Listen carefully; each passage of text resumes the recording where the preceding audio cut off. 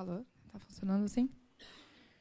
Bem, boa noite a todas e todos. Queria agradecer a presença de vocês nesse debate aqui hoje, em que pese o frio e a chuva aqui em São Paulo. Como vocês podem ouvir, a minha voz não resistiu a esse frio de São Paulo. Já aproveito para pedir desculpas. Quero agradecer também a participação de todos os ouvintes que estão acompanhando esse debate pela internet. E não poderia também deixar de agradecer a toda a equipe do Tapera Taperá pela colaboração e permitir que esse debate tenha lugar aqui hoje, enfim, com uma grande parceria. E também eu vou agradecer a colaboração dos nossos convidados de hoje. Temos aqui uma mesa, que não é exatamente uma mesa, mas um grupo de panelistas muito qualificado.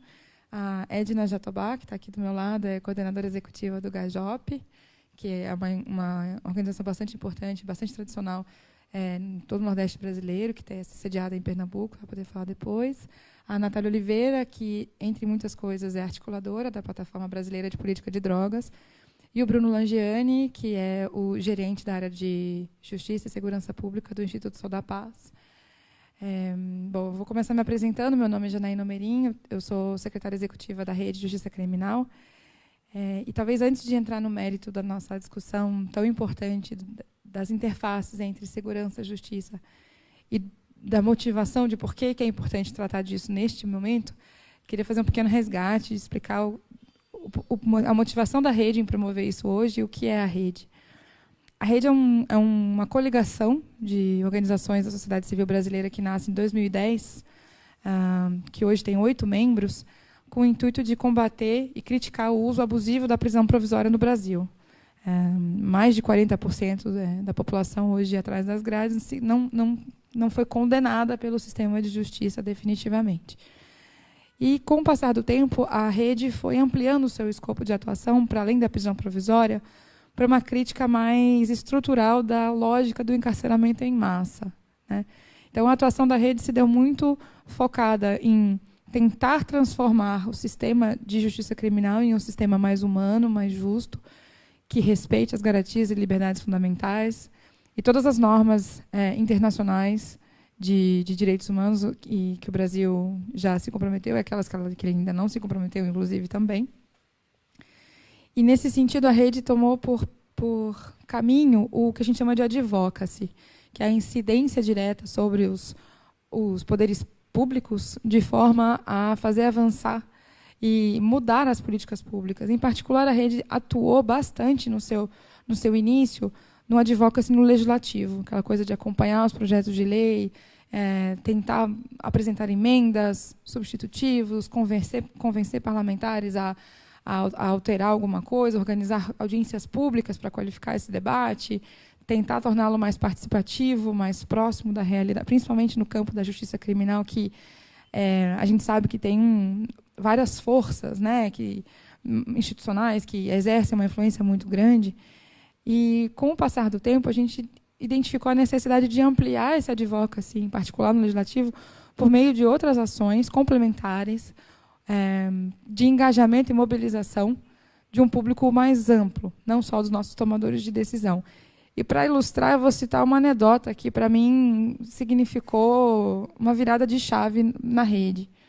Em 2015, quando a gente estava, juntamente com várias outras organizações, muito empenhados em oferecer uma resistência ao avanço da PEC, que propunha a redução da maioridade penal, íamos a Brasília toda semana, falar com parlamentares, membros da comissão, e aí até que a gente chegou num gabinete de um parlamentar que disse assim, porque a nossa argumentação era muito na base dos principiológica, do direito constitucional, a cláusula pétrea, a compreensão da criança e do adolescente como ser informação, enfim, toda a lógica argumentativa, teórica, na qual a gente acredita, né? E a gente começou a falar, mas veja, senhor deputado, era um homem, ainda em que pese haja um problema de violência que o senhor queira combater, esta medida não vai resolver, só vai piorar e tal. E aí o parlamentar nos disse, eu sei que não, mas é o que o meu eleitorado quer. Então, quando a gente ouve esse tipo de sincericídio, da pessoa dizer para você que está tomando uma decisão, não pela sua fundamentação, ou porque ela acredita, por mais que a gente não concorde, mas digamos que ela acredite naquilo que ela está promovendo. Mas não, ele teve a sinceridade, chamemos assim, de colocar a prioridade dele, que era a reeleição. E não necessariamente enfrentar um problema sério, bastante complexo, que é o problema da violência. Isso, para a gente, eu confesso que a gente não estava preparado para ouvir esse tipo de coisa. Então, a partir daí, a gente começou a pensar e falar, ok, então, se a gente quer ter mais influência sobre os nossos tomadores de decisão, que nada mais são que representantes, nós temos que falar com todos nós, que somos os representados, então. A partir daí, a gente começou a enxergar a possibilidade de engajamento e mobilização de um público maior como uma ferramenta de conscientização do debate público sobre segurança e sobre justiça criminal. Então, em 2017, a Rede lançou uma campanha de conscientização chamada Encarceramento em Massa Não é Justiça. Porque a gente se deparou com o diagnóstico de que muita gente sequer sabia que havia uma realidade de encarceramento em massa no Brasil. Ninguém sabia, muito pouca gente sabia que o Brasil era um dos campeões mundiais em termos de população, números absolutos de população presa, taxa de aprisionamento, e mais do que isso, um crescimento sustentado, né, sem nenhuma indicação de que haveria uma revisão dessa política. E quando se perfilavam as eleições de 2018, eleições gerais, né, então, a gente fala muito da eleição presidencial, mas não é o único cargo que está em disputa. E toda a temática de segurança e de justiça, ela perpassa todas as competências, né? A União, mas principalmente os governos de Estado, que no campo da justiça criminal são as instâncias responsáveis pela administração dos presídios, pelas polícias. Para além disso, também essas eleições contemplam o Legislativo Federal e o Legislativo Estadual. Então, a rede começou a pensar nessa perspectiva como uma oportunidade de avançar na qualificação desse debate público. E quando a gente começou a pensar como é que a gente faria isso, a gente resolveu pegar o problema real, né? O brasileiro colocou segurança como sendo uma das suas principais preocupações para essas eleições. Não à toa, a gente está vendo o que está acontecendo agora, né? A temática de segurança pública, de fato, tomou uma visibilidade que ela não tinha antes. E isso só é interessante se essa visibilidade for acompanhada de uma melhor qualificação dessa discussão. Porque se for para ficar repetindo frases prontas ou na superficialidade, na verdade, isso inclusive é um problema. Não só não avança, mas ajuda a piorar, né? Então, quando a rede começou a pensar nessas eleições, a gente falou, ok, então, se todos os brasileiros estão preocupados com segurança pública, significa que os candidatos e candidatas vão falar dessa temática. E se nós não queremos que eles falem de forma rasa, superficial, e não podemos mais aceitar que a discussão sobre segurança e justiça seja conduzida de uma maneira muito, entre aspas, apaixonada ou desprovida de dados e de diagnósticos, vamos, então, por este caminho de tentar questionar o que está sendo apresentado. Então, mais do que lançar uma proposta de medidas a serem adotadas e promovidas por candidatos e candidatas, considerando que existem várias instituições fazendo isso, instituições que produzem bastante conhecimento nessa área, a gente resolveu, então, trazer uma abordagem complementar e dialogar não com os candidatos e candidatas em primeira mão, mas em primeira mão com o eleitorado. Então, a rede se debruçou, e com a colaboração de pesquisadores, em particular da pesquisadora Raquel da Cruz Lima, que nos ajudou a elaborar este material, nós fizemos um documento base chamado Votando em uma Política de Estado para a Justiça Criminal. Esse documento é bastante fácil de ler, é uma leitura agradável. Nós tivemos um esforço muito grande de tentar abordar a temática com um viés, talvez, mais acessível, mais democrático, para que... É isso, né? São assuntos que, a princípio, são relegados a um grupo menor de pesquisadores, de pessoas que têm um interesse já pela temática, e o que nós queríamos era furar essa bolha. Era falar com todo e qualquer eleitor brasileiro para que ele se sentisse envolvido e interessado a participar dessa construção. Porque a gente acredita que isso vai ser a chave para a melhoria da política criminal e de segurança pública no Brasil, a partir do momento que essa participação for verdadeira e envolver a todos nós. Então, a partir desse material, a gente tentou fazer um olhar ampliado sobre todos os aspectos da segurança e da justiça, dessa interface, perpassando o governo federal, o governo estadual e também o papel dos municípios, o papel da sociedade civil, e para que nós tenhamos, de fato, a construção, tijolo após tijolo, de uma política de Estado e não de governo, não com determinado mandato. E qual que foi a chave? A nossa intenção é, muito mais do que oferecer aquilo que nós achamos que seja mais importante ou relevante, talvez seja simplesmente fomentar a curiosidade do eleitor. Falei, escuta, se você considera que isso é um problema sério no seu bairro, na sua vizinhança, qual que é a proposta do seu candidato? E em que a proposta do seu candidato está se embasando para te apresentar essa estrutura?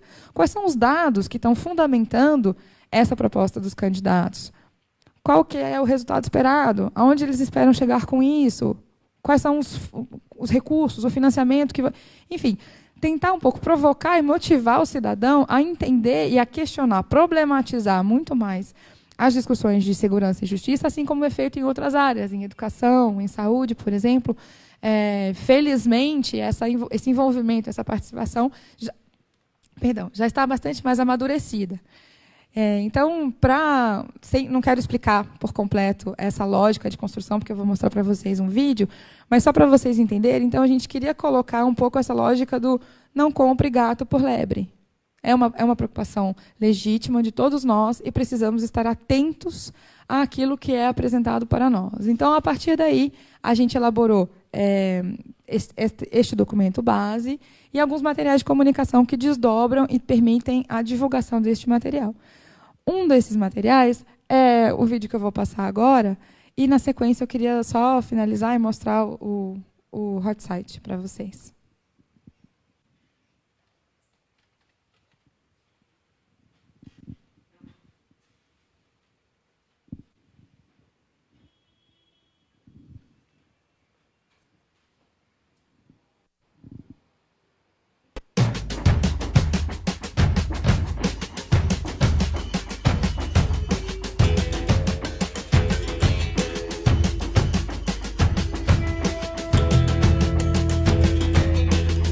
É bem provável que frases parecidas com essa fiquem cada vez mais frequentes conforme nos aproximamos de outubro e das eleições. Muitos candidatos e candidatas vão tentar se projetar falando de segurança e justiça. Muitos vão apresentar soluções mágicas e imediatistas, prometendo diminuir a violência. Mas isso é muito desonesto, porque se baseia no uso de um anseio legítimo das pessoas. Ela mexe com medo, o medo de que algo ruim aconteça consigo, com a sua família e amigos. Mas são propostas que não servem para acabar com o problema da segurança e da justiça como deveriam. Chega mais perto. A senhora tem ideia do que é isso? Não. Quero entender. Nossa missão é munir eleitores e eleitoras de informação para que possam identificar essas soluções mágicas e, com isso, depositar seus votos e confiança em candidatos com propostas sólidas e bem definidas. Eu estava passando ali e eu li a frase direitos humanos para humanos direitos. Eu falei, caramba, que é isso, velho? Até eu ver que era o oposto. Era uma campanha de conscientização bem massa.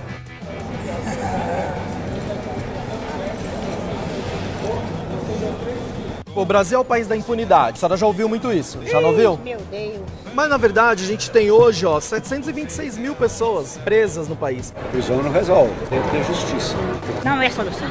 Só se preocupa em, sei lá, tirar pessoas pobres e pretas dos lugares onde pessoas que têm muita grana ocupam. A nossa retirada da sociedade é um problema. A questão é ali, mas não a questão da falta de prisão. Não tem que prender mais gente. Por quê? Porque a situação é difícil, sabe? A comida, o tratamento, falta de respeito.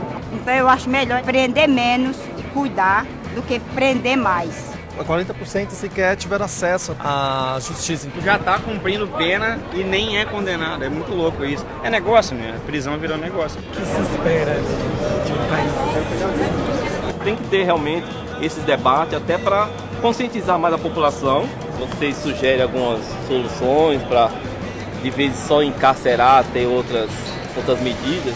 A escola é a solução, cultura é a solução, lazer é a solução. Sua propaganda não vai me enganar. Bom, obrigada. Então, esse é o vídeo. Essa é a campanha Eleições Sem Truque. Eu convido a todos a entrar no website da rede, que é redejusticacriminal.org, sem BR, tracinho Eleições Sem Truque.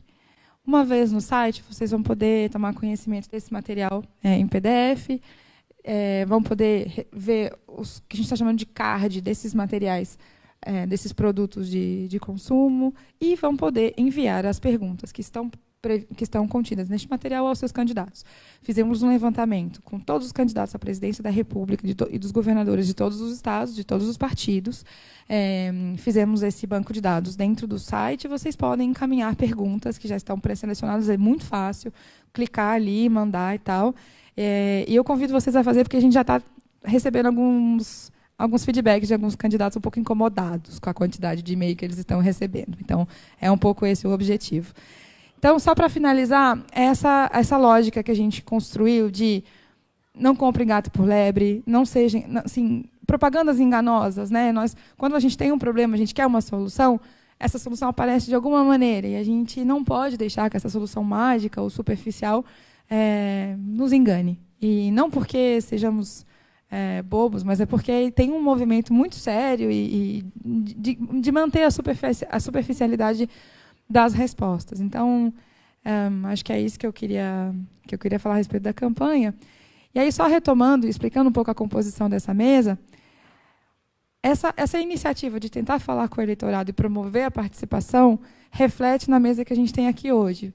A gente acredita que, nesse momento, é mais importante ainda do que nunca promover a participação, a inclusão qualificada de todos nós e mostrar que essa pluralidade de visões, de olhares, de atividades e de ações complementares fortalece uma política mais democrática, mais responsável de segurança e justiça. O que nos levou, inclusive, a convidar todas essas pessoas, que cada uma delas vai trazer um exemplo de uma iniciativa, de um estudo, de como abordar a matemática, mostrando que a nossa construção coletiva é que vai permitir, primeiro, tirar a discussão de segurança e de justiça dos gabinetes, né, que ela não pode ficar restrita a gabinetes ministeriais ou parlamentares, ela tem que ter a nossa participação, e mostrando também que existem vários caminhos para conseguir isso.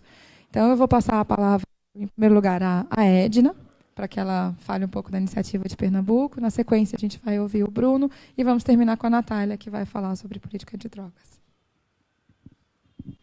Então, gente, boa noite. Boa noite a quem está assistindo também. Eu tenho quanto tempo, Janaína?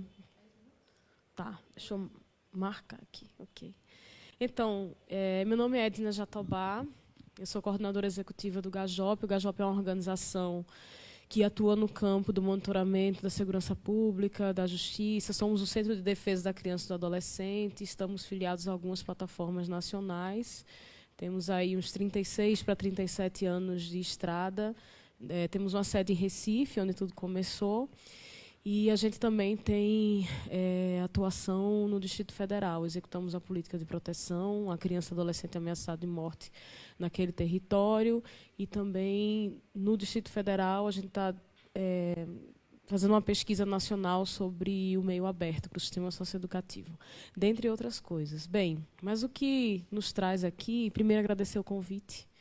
Somos membros da Rede de Justiça Criminal e a gente fica muito feliz quando pode discutir também, a partir do nosso olhar, o olhar do Nordeste, o olhar de uma região que vem sendo assolada por tanta violência letal.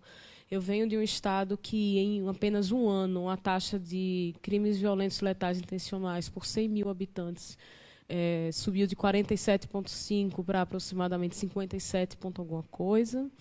Então, a gente fechou o ano de 2017 com 5.426 pessoas mortas nessas circunstâncias, e a gente não tem transparência dos dados, a gente não tem como ter certeza que só foram essas pessoas, não que sejam poucas. E a nossa inquietação com relação à segurança e como a gente pauta esse debate de maneira até mais nacional. A gente vê muito na televisão a situação do Rio de Janeiro, a situação de São Paulo, mas a situação de Pernambuco a gente não vê, a situação do Ceará, que também está muito complicada, a gente não vê. Então, a gente fica muito feliz e triste ao mesmo tempo de poder discutir isso num espaço como esse. Bem, mas por uma das poucas vezes eu venho falar de segurança e não só de violência.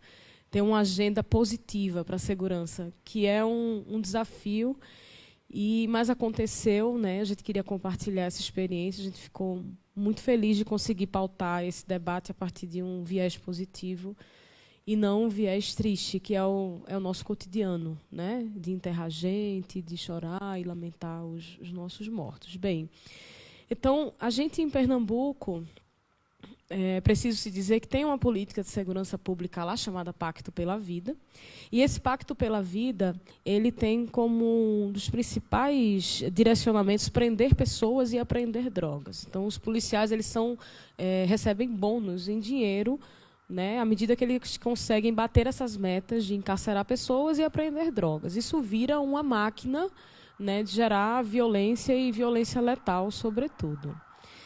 Bem, e esse mesmo Pacto pela Vida, que ele foi fruto de uma reflexão muito profunda da sociedade. A sociedade chegou junto, a sociedade civil, para discutir junto dos gestores, junto dos profissionais de segurança, para pensar que política de segurança Pernambuco queria, isso lá em 2007.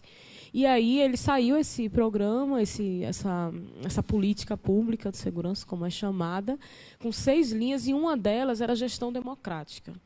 Porque a gente acha que não dá para fazer nenhuma política de segurança pública sem a participação da população. E a gente acha que não dá para fazer isso de maneira apenas técnica, de maneira, né, dentro dos gabinetes, só a partir do olhar dos gestores, sem levar em consideração quem da população é mais afetado com os problemas da insegurança. Então, a gente veio insistindo isso desde o Pacto pela Vida, em 2007, tentando que o governo caísse em si, quem estivesse na gestão, e deixasse a sociedade civil participar da construção da política de segurança a partir de um conselho de defesa social que nunca foi efetivado em Pernambuco. E, para isso, a partir de uma conferência pública. Então, teve uma conferência em 2009, 2 anos depois, que foi, ao mesmo tempo que a Conferência Nacional de Segurança Pública, a primeira que aconteceu e última. E eu não estou falando só de Pernambuco, não. A nacional também foi a primeira e última. Enquanto educação, saúde, serviço social, direitos humanos já avançaram e fizeram várias conferências, ou seja, submeteram várias vezes uma política pública ao olhar da sociedade, segurança pública não aconteceu isso. Né? Aconteceu em 2009 de maneira muito suficiente e vaga. Então, a gente ficou insistindo para que dessa conferência, ao menos em Pernambuco, saísse um Conselho de Defesa Social, que não saiu. E aí, segurança, ela só é debatida quando entra na agenda, quando a gente está com uma situação assim, muito, muito, muito ruim, que foi o que aconteceu em 2017, lá no meu estado. Então, a gente conseguiu ter mais gente perto para fazer essa discussão da gestão democrática. Então, vários movimentos chegaram junto e começaram a incomodar mais e mais.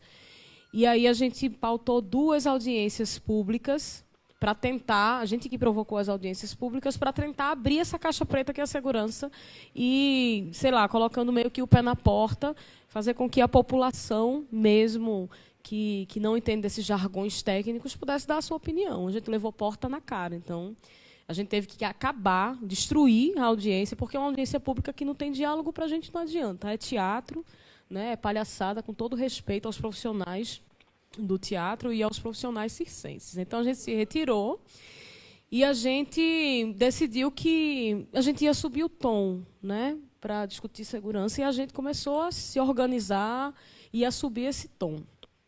Então, a gente criou um Fórum Popular de Segurança Pública. Tem o Fórum Brasileiro de Segurança Pública. Em Pernambuco, em um momento, teve o Fórum Estadual de Segurança Pública, que se dissolveu. A gente vai fazer um fórum, agora esse fórum vai ser popular. E aí a gente juntou uma galera, uma composição bem diversa. Então, nesse fórum, tem a RENFA, né, as feministas antiproibicionistas, tem o Movimento PE de Paz, que é uma organização do movimento dos cristãos evangélicos pelo Estado de Direito, tem o pessoal do Movimento Negro Evangélico, tem o pessoal dos movimentos sociais, MTST chegou junto, etc. Tem o pessoal também das organizações não governamentais. Então, a gente se organizou tudo e criou esse fórum.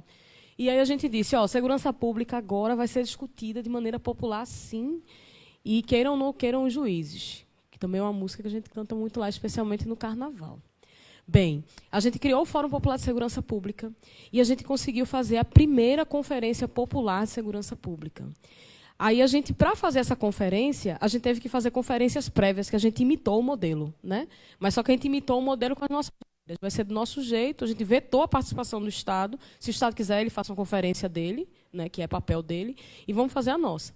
Então, foram 55 conferências prévias em todo o Estado de Pernambuco. E da maneira mais diversa possível. Teve conferência dentro de terreiro de Umbanda, teve conferência prévia dentro da casa das pessoas, teve conferência prévia dentro do espaço onde tem uma liga de dominó que se organiza, teve conferência prévia na população ribeirinha, quilombola, e chegou um momento que essas conferências elas estavam fugindo ao nosso controle. E foi a melhor coisa que aconteceu. A gente não sabia onde estava acontecendo mais conferências, a gente tinha notícia depois. Chegava o relatório, as fotos, as propostas, e a gente conseguiu tirar 155 propostas, fizemos 55 conferências prévias e juntamos mais de 350 pessoas debaixo do viaduto, lá numa comunidade bem vulnerável de Recife. E eu não posso nem mentir, porque a Janaína estava lá, a Ana estava lá, o Bruno estava lá. A gente levou também mais gente de outros estados para ajudar a gente a discutir essas propostas. E aí a gente conseguiu fazer essa discussão de maneira bem popular. Gente, vocês sabem o que é estar debaixo de um viaduto, uma comunidade vulnerável. E a gente não tinha banheiro químico, tinham 350 pessoas lá. E as pessoas nas casas das comunidades que emprestavam os seus banheiros para a gente poder ir. Né? A gente não tinha comida para todo mundo. A gente recebeu umas frutas de doação e a comunidade se organizou para cortar as frutas. Isso para a gente é muito simbólico. Sabe? É mostrando que a gente está aqui para discutir junto, a gente tem condição, as propostas foram maravilhosas, né? As propostas não poderiam ser melhores do que as que foram apresentadas, e ainda assim a gente não tem resposta sobre como a gente vai participar institucionalmente da segurança. Porque o fórum continua, as organizações estão mobilizadas, ele é composto por uma série de organizações, como eu já falei. A conferência aconteceu e a gente vai continuar mobilizado, porque a gente não vai desistir de compartilhar essa responsabilidade que é constitucional de criar e monitorar e planejar junto uma política de segurança que a gente quer. Então, eu queria terminar mostrando o vídeo, né, primeira mão, de como foi essa conferência.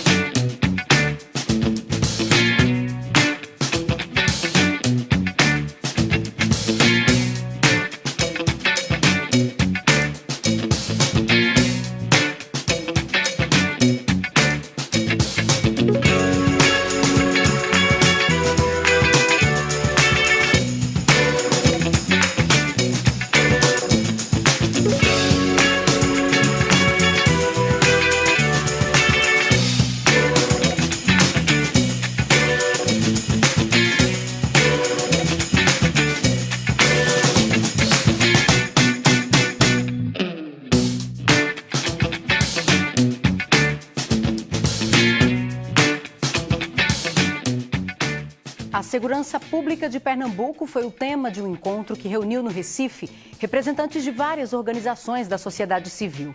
Eles preparam um documento que vai ser entregue às autoridades e aos candidatos ao governo. As propostas apresentadas por cidadãos de todas as regiões do estado foram reunidas nesse documento que teve a versão final aprovada na primeira Conferência Popular de Segurança Pública de Pernambuco. Esse documento foi construído por cerca de 2.000 pessoas ao longo de 2 meses que participaram de 55 reuniões. São dezenas de propostas de quem conhece de perto a violência. Elas trazem os problemas do interior, elas trazem os problemas da violência no perfil dos grandes empreendimentos.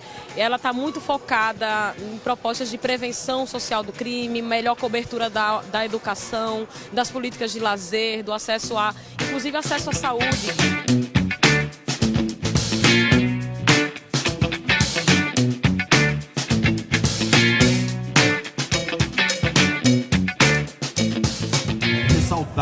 caráter absolutamente inovador e revolucionário dessa conferência, né? Essa conferência, da forma como está sendo construída, a forma que ela vem da base e vem sendo construída e articulando diferentes comunidades, diferentes formas de existir e se colocar no mundo das pessoas em Pernambuco. Ela é absolutamente inovadora. Eu não tenho visto no Brasil ainda um tipo de conferência realizada como essa. Diferentes movimentos sociais, diferentes coletivos, e isso é muito importante.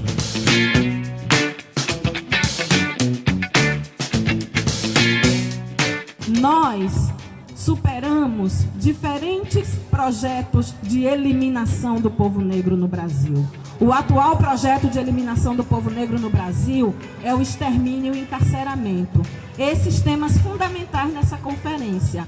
Nós continuaremos resistindo e continuaremos vencendo as batalhas. Estamos juntos, pessoas negras e pessoas brancas aqui nesse espaço, juntos na luta, juntos na construção de alternativas e de outras possibilidades. A gente quer estar vivo, a gente não quer só sobreviver, a gente quer viver e ser felizes.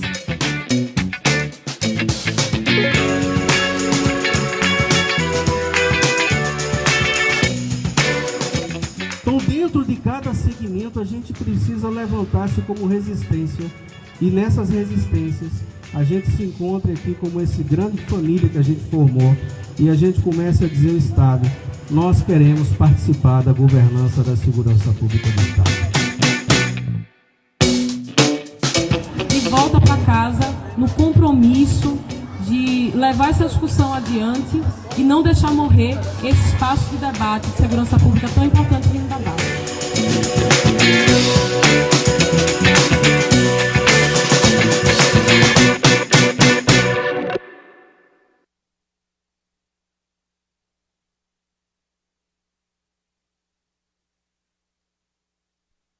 Bom, Edna, muitíssimo obrigada por resgatar todo o histórico de construção dessa experiência única, como disse o Raton, e de uma riqueza, e foi, do ponto de vista pessoal, foi bastante emocionante, assim, sentir toda essa força lá. Então, agora eu vou passar a palavra para o Bruno e a gente termina com a Natália. Boa noite a todos e a todas que estão aqui, que vieram sobreviver à noite de chuva e frio aqui em São Paulo. Também mandar um abraço para quem está acompanhando pela internet. Agradecer a Rede de Justiça Criminal, que o Sou da Paz faz parte, pela organização do evento e pela bela campanha de eleição sem truque que está fazendo. Agradecer também o Tapera por abrir o espaço para a gente fazer esse debate. Bom, meu nome é Bruno, eu sou gerente do Instituto Sou da Paz. O Instituto Sou da Paz é uma organização que trabalha para conseguir influenciar políticas públicas para redução e prevenção de violência no Brasil. A gente não é tão experiente como o Gajop, que está fazendo quase 40 anos, mas a gente chega lá, a gente faz 20 anos de trajetória o ano que vem. E eu acho que enfim, a questão da segurança do sistema prisional está muito forte nesse debate eleitoral, e por um motivo muito ruim, né? Por um motivo de que a situação de violência no país está muito grave. Esse é um tema que está presente na mesa de jantar das pessoas. Acho que a gente também, enfim, precisa encarar o fato de que a gente tem candidatos completamente autoritários, também tem trazido esse tema muito presente de um jeito bastante ruim com relação às propostas. E, enfim, a gente tem essa principal tragédia do Brasil hoje, que ultrapassou essa barreira de 60 mil mortes todo ano. Enfim, é importante que a gente diga que o perfil de quem está morrendo são jovens, principalmente sexo masculino, negros, moradores de periferia, que não são alcançados por praticamente nenhuma política pública, e que têm a vida ceifada no começo mesmo das suas trajetórias, né? Fazendo essa prática bastante trágica e traumática, que a gente ter dezenas de milhares de pais todos os anos enterrando seus filhos, que é a coisa mais não natural que existe no mundo, né? Eu e a Edna estávamos em Fortaleza semana passada, que está tendo um trabalho lá muito legal, feito a partir da Assembleia Legislativa, que é o Comitê Cearense para a Prevenção de Homicídios de Adolescentes.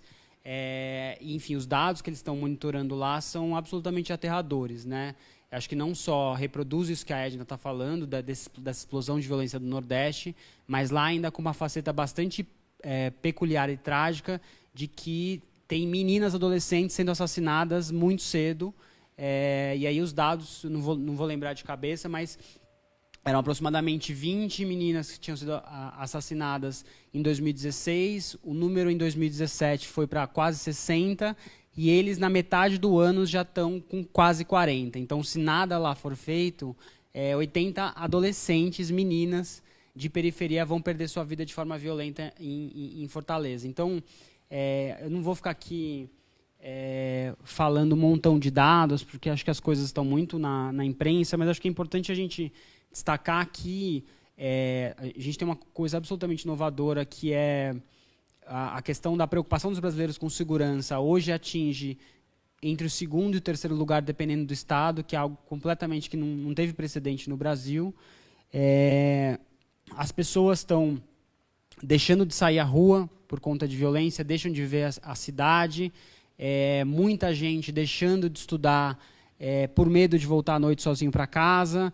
Então, essa questão da segurança impacta demais como as pessoas vivem as suas vidas, e é um drama bastante grave.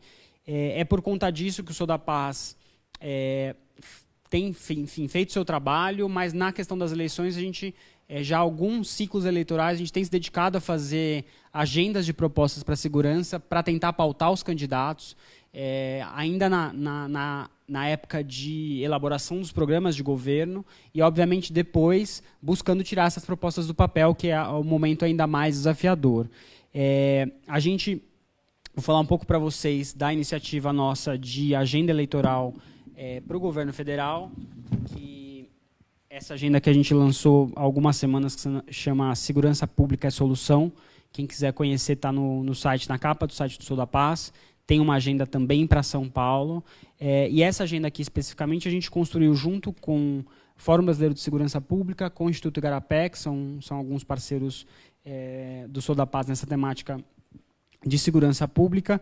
E ela está estruturada, ela é um pouco diferente da iniciativa da rede, mas bastante convergente, né? Porque ela, ao mesmo tempo que cobra essa questão de soluções mais técnicas, que tenta elevar a qualidade do debate, mesmo sobre segurança pública e justiça, ela traz um nível de detalhamento um pouco maior.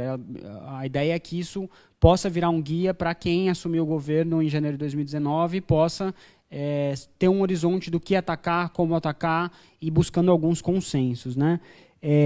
Muito rapidamente, para contar um pouco para vocês o que tem nessa agenda, ela colocou duas prioridades principais que o Brasil precisa enfrentar, enfim, como os pontos mais importantes. Mas primeiro ela traz uma concepção disso, de que a Janaína e a Edna estavam colocando, da gente discutir segurança pública primeiro como um direito, né? A gente discute muito segurança pública só de perspectiva de polícia, e não perspectiva de segurança pública da perspectiva do cidadão. E acho que a ideia da gente fazer uma agenda dessa da sociedade civil é porque o Sou da Paz nasce com essa perspectiva de que o cidadão é destinatário da política pública. Então, ele tem que ser escutado, ele tem que ser ouvido, ele tem que palpitar nessa política de segurança.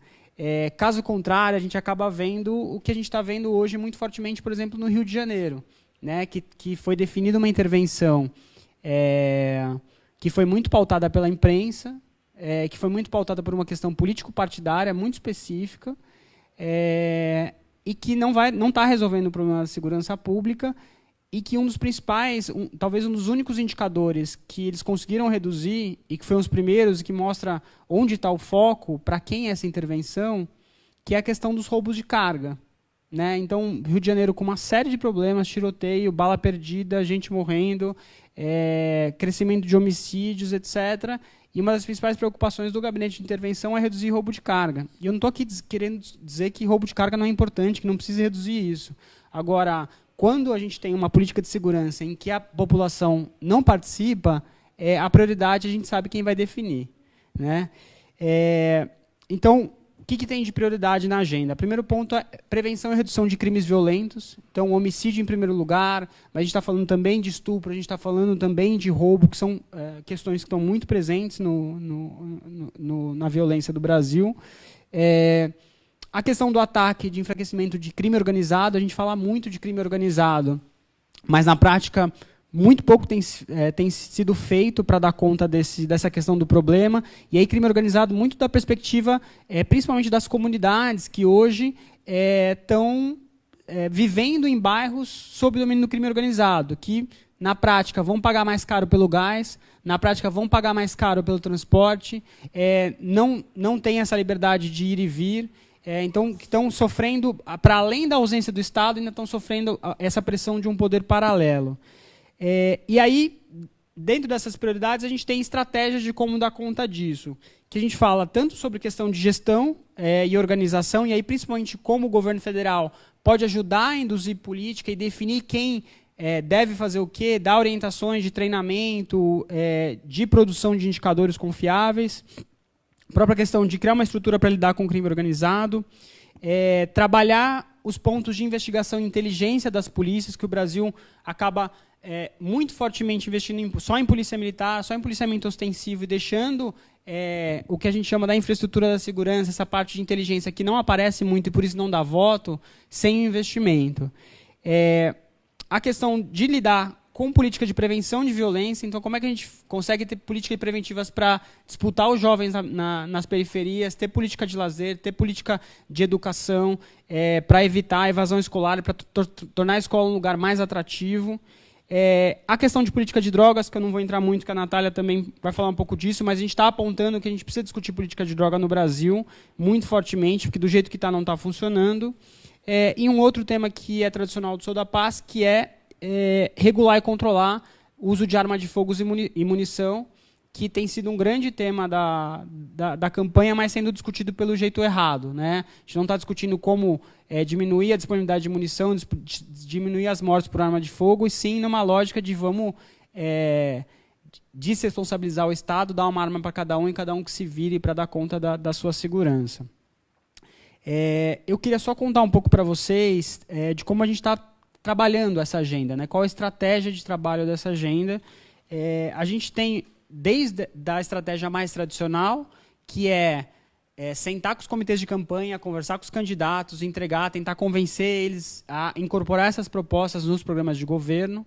A gente tem feito um trabalho muito forte com a imprensa para pautar matérias específicas. Então, vamos fazer uma matéria sobre violência sexual, vamos fazer uma matéria sobre violência doméstica e pôr o microfone na cara dos candidatos para ver o que eles estão fazendo sobre isso. A gente tem feito um trabalho forte de parceria com a Agência Lupa, formalmente, com outras agências de checagem de fatos, para, à medida que os candidatos vão falando, apresentam um programa de governo, falam uma baboseira, que tem muito a ver com eleições sem truque. Então o cara fala, eu vou construir 300 mil vagas de presídio em 2 anos. Não, amigo, no melhor mundo, na melhor série histórica do Brasil, construíram 70 mil vagas. Mesmo que você achar que construir vaga é a solução, essa proposta ela é inviável, ainda mais no momento de crise fiscal. Então, acho que é um trabalho bem importante de conseguir dar uma trucada nessas propostas que não são viáveis, não são factíveis. Mas também, e aí acho que dialoga muito com a anedota que a Janaína contou no início, e acho que fazendo esse alinhamento, que a gente precisa ser capaz, nossas organizações, ser capazes de conseguir fazer um diálogo com mais gente. Né? Não basta a gente ter as propostas mais testadas, comprovadas tecnicamente, olha, isso aqui funcionou na cidade tal, na cidade Y, já fizeram isso, deu certo, reduziu em tanto. Se a gente não conseguir trazer mais gente da sociedade apoiando essas propostas, a gente não vai conseguir dar conta. Então, eu que já bati muita perna lá com a rede em Brasília e em gabinetes, a fala é muito isso, né? Quantos apoiadores o Sou da Paz traz, né? Quantas pessoas estão defendendo essa proposta com vocês? E aí, enfim, se você não tiver de fato conseguido conquistar, falar numa linguagem menos técnica, conseguir dialogar com as preocupações da população. Então, não dá para você chegar e falar, bom, mas aquele senhorzinho lá que foi assaltado 4 vezes na lojinha de bala que ele conseguiu abrir na garagem da casa dele, precisou fechar porque ele não aguentava mais ser assaltado, esse cara está querendo comprar uma arma, está querendo votar no Bolsonaro, etc. Você precisa entender da perspectiva das pessoas, você precisa ter a simpatia, você precisa, senão a gente não vai conseguir chegar a lugar nenhum. Então, dentro dessa estratégia de um diálogo mais direto, o Sou da Paz tem mudado muito a forma de interlocução nas redes sociais. Então, a gente está trabalhando muito nessa perspectiva dos memes, de como fazer o diálogo mais direto. A gente tem feito um trabalho de conseguir mandar spots para rádios populares, rádios do interior, que normalmente a gente não consegue acessar. A gente sabe que os veículos tradicionais, Folha de São Paulo, Estado, esses veículos cada vez mais têm menos tiragem, menos gente lê isso. Então, como é que a gente consegue chegar e conseguir fazer um diálogo, acessar mais gente, contar nossas propostas, falar dos problemas e, de fato, conseguir o que a gente quer, que na prática é ter menos violência, conseguir ajudar a solucionar essa temática de violência no Brasil e, principalmente, também acessar esse tema que é super desafiador, de que é como lidar com o sistema prisional. Né? As pessoas, por mais que... E aparece muito no vídeo, né, que você conversa com qualquer pessoa, a pessoa fala, olha, prisão é a escola do crime, a pessoa entra e sai pior do que ela sai pior do que ela entrou. Qualquer problema que a gente tem de crime, qualquer problema de crime novo que aparece, a primeira coisa que a gente quer fazer é criar um crime novo, aumentar a pena, mandar a pessoa para lá, deixar morrer. Então, assim, é super desafiador fazer esse trabalho e a gente tem que ser capaz de mostrar essas alternativas, né? Mostrar como outra forma pode dar certo, como a gente precisa mudar a forma de fazer política de segurança, como a gente precisa fazer mudanças também no judiciário e como é que a gente precisa pensar em termos de alternativas, não só alternativas penais na coisa do crime, mas principalmente pensar as alternativas que acontecem antes do crime acontecer, nessa coisa de prevenção, que tipo de política que a gente faz para a nossa juventude, que eu acho que esse é o caminho. E aí, por fim, eu só, enfim, convido vocês a entrarem no site do Sou da Paz, entrarem no Facebook do Instituto Sou da Paz, no Instagram, que a gente está com todos esses materiais novos, esses memes, pequenos GIFs, vídeos, e convidar vocês que, enfim, façam essa reflexão, compartilhem, mostrem para a família, mostrem para o amigo, porque a gente só consegue ganhar virar esse jogo se a gente conseguir trazer mais pessoas para o nosso barco. Acho que é isso. Obrigado.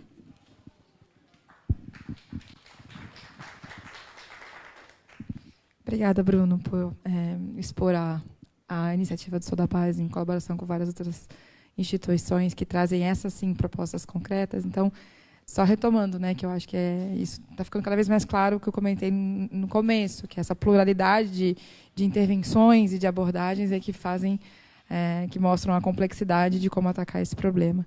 Antes de passar a palavra para a Natália, eu só queria comentar que nós estamos recebendo perguntas pela internet e também das pessoas que estão aqui, então fiquem à vontade, a Ana da rede e vai poder receber, enfim, ficar à vontade para fazer as perguntas. Já está com o seu aí? Pega esse aqui, que é mais fácil. Pronto. Obrigada, Jana. Bom, boa noite a todos e todas, boa noite a quem está assistindo também, e, inclusive, para quem veio, é um boa noite mais caloroso, porque está muito frio em São Paulo. Quase que eu mesma não veio. Mas vamos lá. Bom, meu nome é Natália Oliveira. Como a Jana falou, eu estou aqui para falar de uma iniciativa que é da Plataforma Brasileira de Política de Drogas, que é uma rede que tem 50 organizações hoje, inclusive Gajop, Sou da Paz, estão na nossa rede. É uma rede que hoje tem 50 organizações e atua há mais de 3 anos pela reforma da política de drogas no Brasil, né?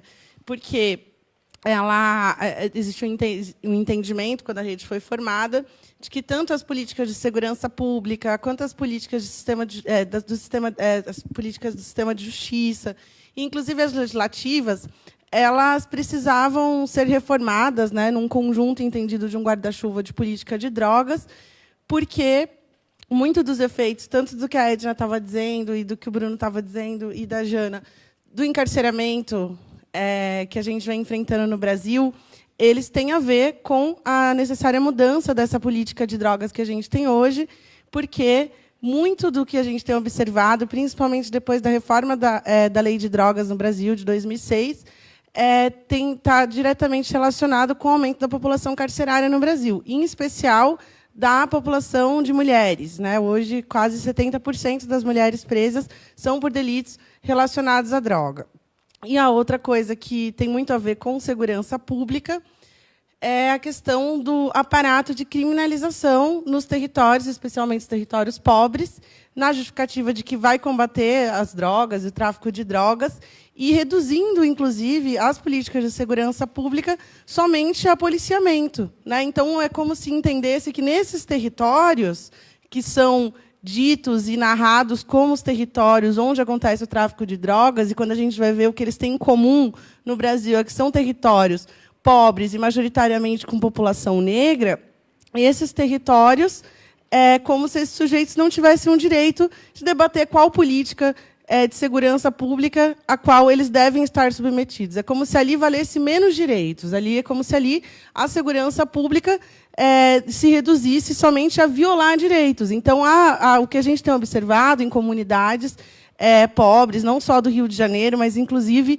no Nordeste, né, a maneira como eu estava lendo recentemente no Ceará, que, no último final de semana, morreram 84 pessoas em 3 dias. Né, justamente por quê? Em retaliação à morte de 3 policiais. E o que foi pego nas conversas de WhatsApp, entre, inclusive, deputados e outras pessoas, era de que não era para prender os suspeitos que tinham matado esses policiais.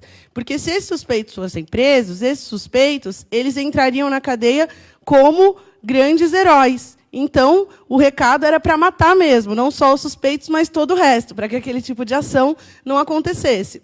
Então, e assim, em grupo que tem deputado presente, né? Não é assim uma coisa que só tem policial. Então, é esse tipo de segurança pública que está proposto para as comunidades pobres. Né? Então, na verdade, ela causa uma insegurança.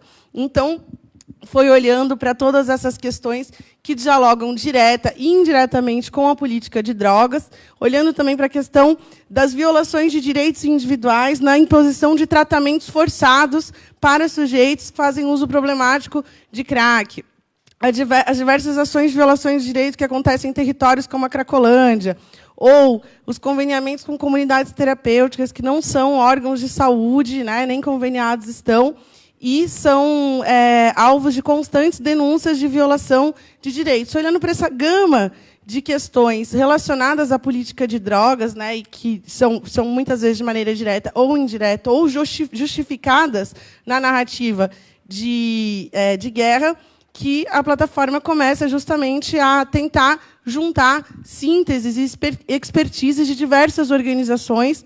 Então, por exemplo, da Rede de Justiça Criminal, das 8 organizações, só uma, que não me engano, não está na plataforma, que é para juntar uma expertise do pessoal que está formulando sobre o sistema de justiça, sobre segurança, junta com o pessoal que tem uma atuação mais ativista, com os movimentos sociais, com movimentos até que se entendem como antiproibicionistas, junta também com o pessoal que está pensando em redução de danos, pesquisadores, acadêmicos, e por aí vai, todos no sentido da gente formar aí uma ampla aliança pela reforma da política de drogas, de modo que a política de drogas no Brasil seja uma política que garanta direitos.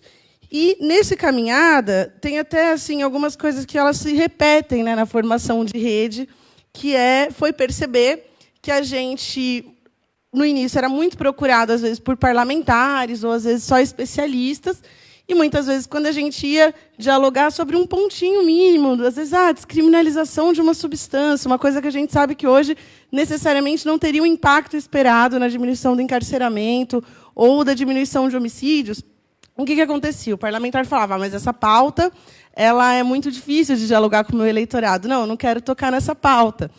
E, conforme o tempo foi passando, a gente percebeu, então, a necessidade de dialogar com o público em geral. Então, a plataforma começa a ser requisitada para participar de eventos. E uma outra tarefa que a plataforma tem é justamente desenvolver instrumentos que fortaleçam a rede, ou seja, instrumentos que ajudem a rede, né, cada organização da rede, a fazer a sua atuação dentro desse campo da política de drogas. Então, a gente, claro, teve um período de dialogar mais com o público em geral, entrevistas e etc.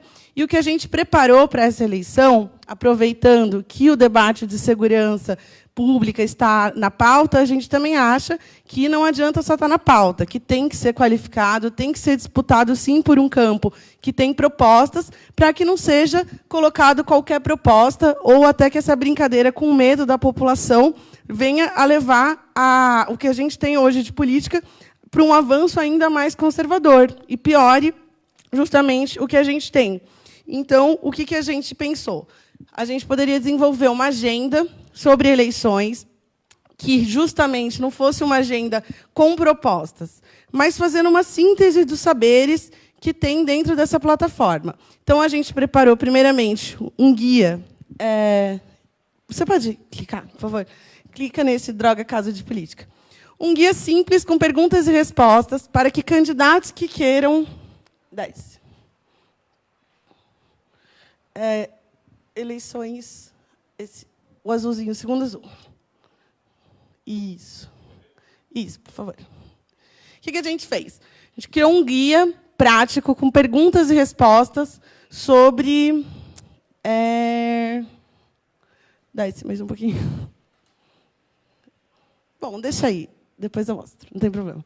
A gente criou um guia com perguntas e respostas muito simples, para um beabá, para que candidatos que queiram abordar esse tema, o que era a discussão ali sobre política de drogas, porque justamente a gente sabe que vários candidatos às vezes querem tocar no tema, mas por questões polêmicas ou porque não tem muito conhecimento, não se considera especialista, o candidato poderia consultar o nosso guia, justamente para poder acompanhar os debates e qualificar a sua candidatura.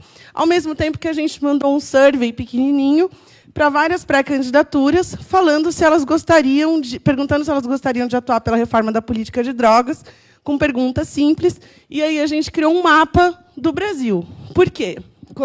Cadastrando todas as candidaturas. Inclusive, são de vários partidos. Os partidos que vão do Novo, vão no espectro do campo mais conservador até o campo mais à esquerda. A gente colocou as fotos dos candidatos para que os eleitores desses estados que dialogam com pautas que a plataforma toca, que tem a ver com a reforma da política de droga, pudessem procurar esses candidatos e cobrar, perguntar quais são as propostas de fato, ajudar a qualificar essas candidaturas. E aí, então, a gente hoje está com mais de 200 candidaturas, né, as candidaturas ao Legislativo, então, das câmaras estaduais, federal e ao Senado. Os majoritários ainda não sei, acho que só um aderiu. E aí a gente tem divulgado, tem feito um trabalho de imprensa para que justamente mais pessoas possam tanto encontrar pessoas que, de repente, elas poderiam se identificar e votar, quanto cobrar daquele candidato depois que ele foi eleito, né? Se essas pessoas forem eleitas, a gente tem um mapa de quem se comprometeu com a reforma da política de drogas, e até para qualificar depois a nossa atuação de advocacy ali no Legislativo e a gente cobrar a atuação dessa bancada pela reforma da política de drogas. É um pouco isso. Vocês podem acessar o nosso site, que é eleições.pbpd.org.br. Lá dá para achar os candidatos e o guia que a gente fez de perguntas e respostas. É isso.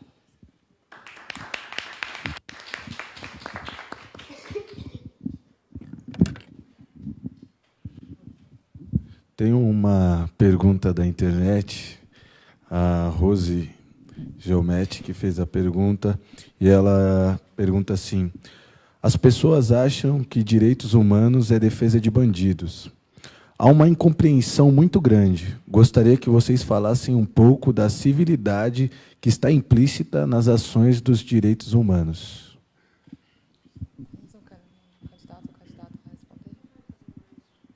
Pode fazer uma leva de perguntas?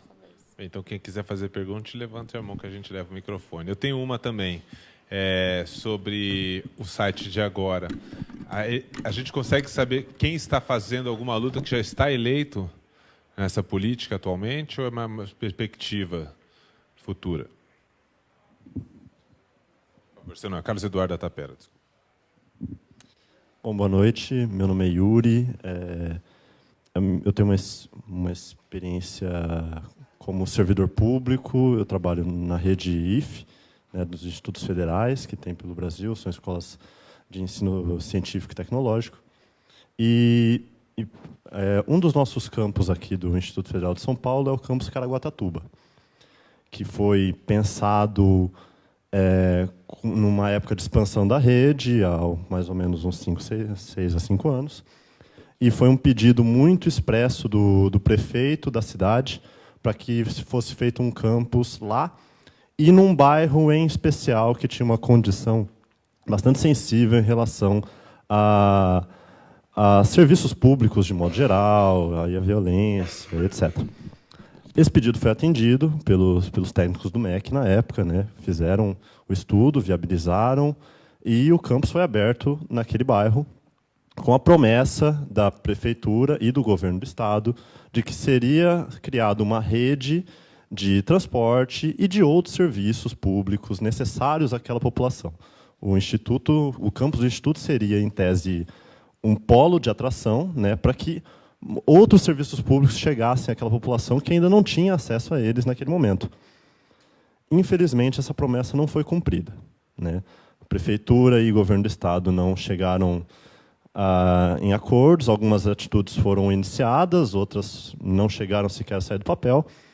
E hoje tem-se um campus lá, muito bem estruturado, só que todo o entorno é totalmente desassistido de uma série de questões básicas para a população, seja saneamento básico, atendimento de saúde, infraestrutura de transporte, ou seja, é um dos campos mais bem estruturados da rede, só que é um dos campos com maior índice de evasão, porque muitos dos alunos, inclusive, não conseguem chegar em segurança às suas casas ou ao próprio instituto. Então, eu fiz esse exemplo para perguntar um pouco como vocês pensam a necessidade de integração entre políticas na esfera federal, estadual e municipal para falar da abrangência de um tema tão complexo, com tantas variáveis como segurança pública.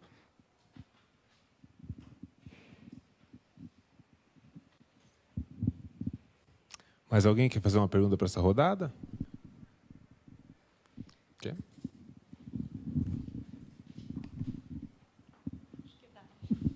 Boa noite, tudo bem? Bom, eu sou advogada, mas eu também trabalho aqui com a Tapera. E, na semana passada, a gente teve um debate aqui sobre a ideologia na educação militar, né? Inclusive, veio uma representante do Sou da Paz, também foi muito bom. Bom, uma das minhas perguntas, por conta disso, é com relação à própria Polícia Militar, né? Em que medida esses mandatos conseguem, de fato, influir nas corporações, né?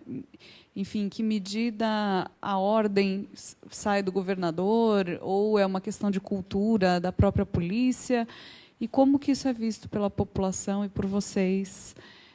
Porque, enfim, no final das contas, muito da violência é cometido por também quem está na ponta da cadeia, né? Quem está atuando diretamente com a população.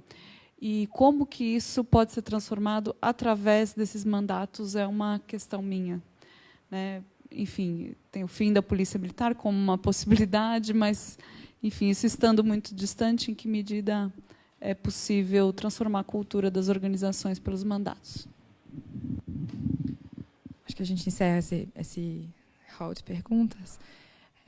Alguém gostaria de iniciar a responder?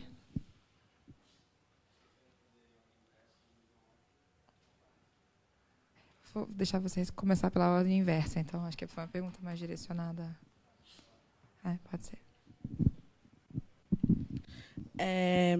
Bom, sobre quem são os candidatos, as candidaturas que estão na nossa plataforma são quem está concorrendo às eleições esse ano. Então, pode ser pessoas que estão concorrendo à reeleição como candidaturas novas. Aí é só clicar e ver quem é o nome, né, enfim, que você está interessado, e ver se já é deputado ou não, porque a gente não está fazendo essa diferenciação. É só uma proposta de ligar, eleitor, propostas, e depois qualificar a nossa atuação posteriormente. Sobre essa questão da construção de outras políticas que muitas vezes fica evidente que não é planejado. Assim como segurança pública, parece que sempre surge uma medida que seria populista, eu já vi várias outras políticas sendo construídas dessa maneira, no susto, né? Ou com uma percepção equivocada da realidade, que é uma proposta de que, por exemplo, do Ciro, essa semana, a gente vai dar bolsas para os adolescentes que estão em colégios técnicos para evitar que o crime organizado seja uma opção para esses jovens.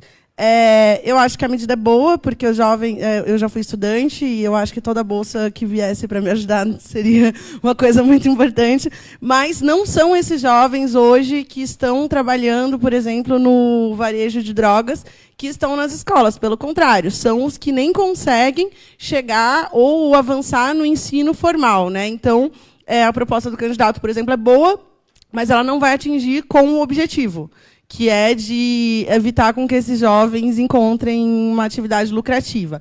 A mesma coisa quando o sujeito fala, vou colocar uma escola técnica dentro de uma comunidade. O processo seletivo para chegar numa escola técnica vai fazer com que vários desses jovens, inclusive, seja a escola técnica estando dentro da comunidade ou longe dessa comunidade, faz com que esses jovens não cheguem, porque tem um processo seletivo para chegar nesses lugares. Ou, às vezes, a construção de outros equipamentos, mas que, se eles não estão em diálogo ali com a rede comunitária, seja qual rede for, né, não vamos pensar só na rede formal, ele vai surtir pouco efeito. Já vi equipamentos culturais em locais periféricos da cidade que os jovens não se sentiam à vontade para entrar dentro desses equipamentos, por exemplo, mas está lá o equipamento dentro da periferia. Então, às vezes, falta dados e planejamento para a construção de política, e elas são construídas no susto, e, às vezes, falta articulação, porque, uma vez que o equipamento está lá, então, como que a gente vai criar mecanismos que garantam a participação daquela comunidade dentro daqueles equipamentos que estão sendo propostos para aquele território, que aí envolve, muitas vezes, flexibilizar a existência daquele equipamento, como que aquele equipamento vai existir, e etc. Eu acho que é um pouco isso, assim, não é só em segurança pública que acontece política no SUS. O que acontece é que muitas das políticas, como pensar nas áreas mais tradicionais, educação, saúde, elas estão há muito tempo em processo de construção com maior participação social no Brasil, desde o período da redemocratização. O SUS, inclusive, é anterior à abertura a ideia, né, de construção de SUS é anterior à abertura democrática no Brasil. Eles vêm juntos. Então, é uma outra maneira de engajamento social, de participação política e musculatura, mesmo de acompanhamento da sociedade para a construção dessas políticas, né? Que é um exercício que a gente tem tentado fazer um pouco, que é o que o Bruno estava trazendo, com a questão da segurança, que dialoga muito com a pergunta da amiga, né? Por exemplo, que é a PM, né? O que poder, de fato, tem os mandatos sobre a PM, né, do legislativo, ou mesmo o executivo. A PM, né, a segurança pública como um todo, ela não vem nessa esteira da abertura democrática quando o Brasil redemocratiza e sai do período da ditadura. Segurança pública ela permanece dentro dessa caixa preta. Primeiro, o Brasil ele anistia e não reconhece seus crimes de Estado, né? Isso causa uma manutenção de uma lógica de Estado, de que o Estado ele pode fazer o que quiser e depois ele não repara, né, assim, os seus erros, porque a lógica da anistia para a abertura democrática ela vem na perspectiva de que também era necessário anistiar as pessoas que atentaram, a sociedade civil que atentou e cometeu crimes políticos contra o regime ditatorial. Mas coloca na mesma esfera sujeitos que não eram possíveis de estar na mesma esfera no sentido de responsabilização. Porque uma coisa é a responsabilização do Estado para com todo o seu povo. Outra coisa é a responsabilização individual de sujeitos que cometeram crimes políticos. Isso é uma coisa. Cria a sensação de não reparação e a não mudança na lógica como se pensa a segurança pública. E todos esses instrumentos vão fazer com que, até hoje, basicamente, mesmo o executivo não consegue intervir na cultura de ação das forças de segurança pública, inclusive a polícia militar, principalmente a polícia militar, né? Mesmo o executivo, que o governo, em tese, é o chefe das polícias, a gente sabe que, na prática, não é bem assim. Então, eu acho que o legislativo deve ser feito assim como a gente fala sobre uma ampla coalizão pela mudança da política de drogas, a gente já deve vir nessa esteira, né, numa ampla coalizão, tanto da reforma do sistema de justiça, a reforma da segurança pública e que vai, consequentemente, culminar na reforma da política de drogas, porque também não vejo efeitos, de novo, na diminuição do encarceramento, na diminuição do homicídio, se a gente só pensar a reforma da política de drogas separada da reforma desses dois sistemas. Então, eu acho que é um pouco nesse caminho, né, uma coalizão ampla dentro do Legislativo, pressionando o Executivo e propondo a reforma do sistema de segurança.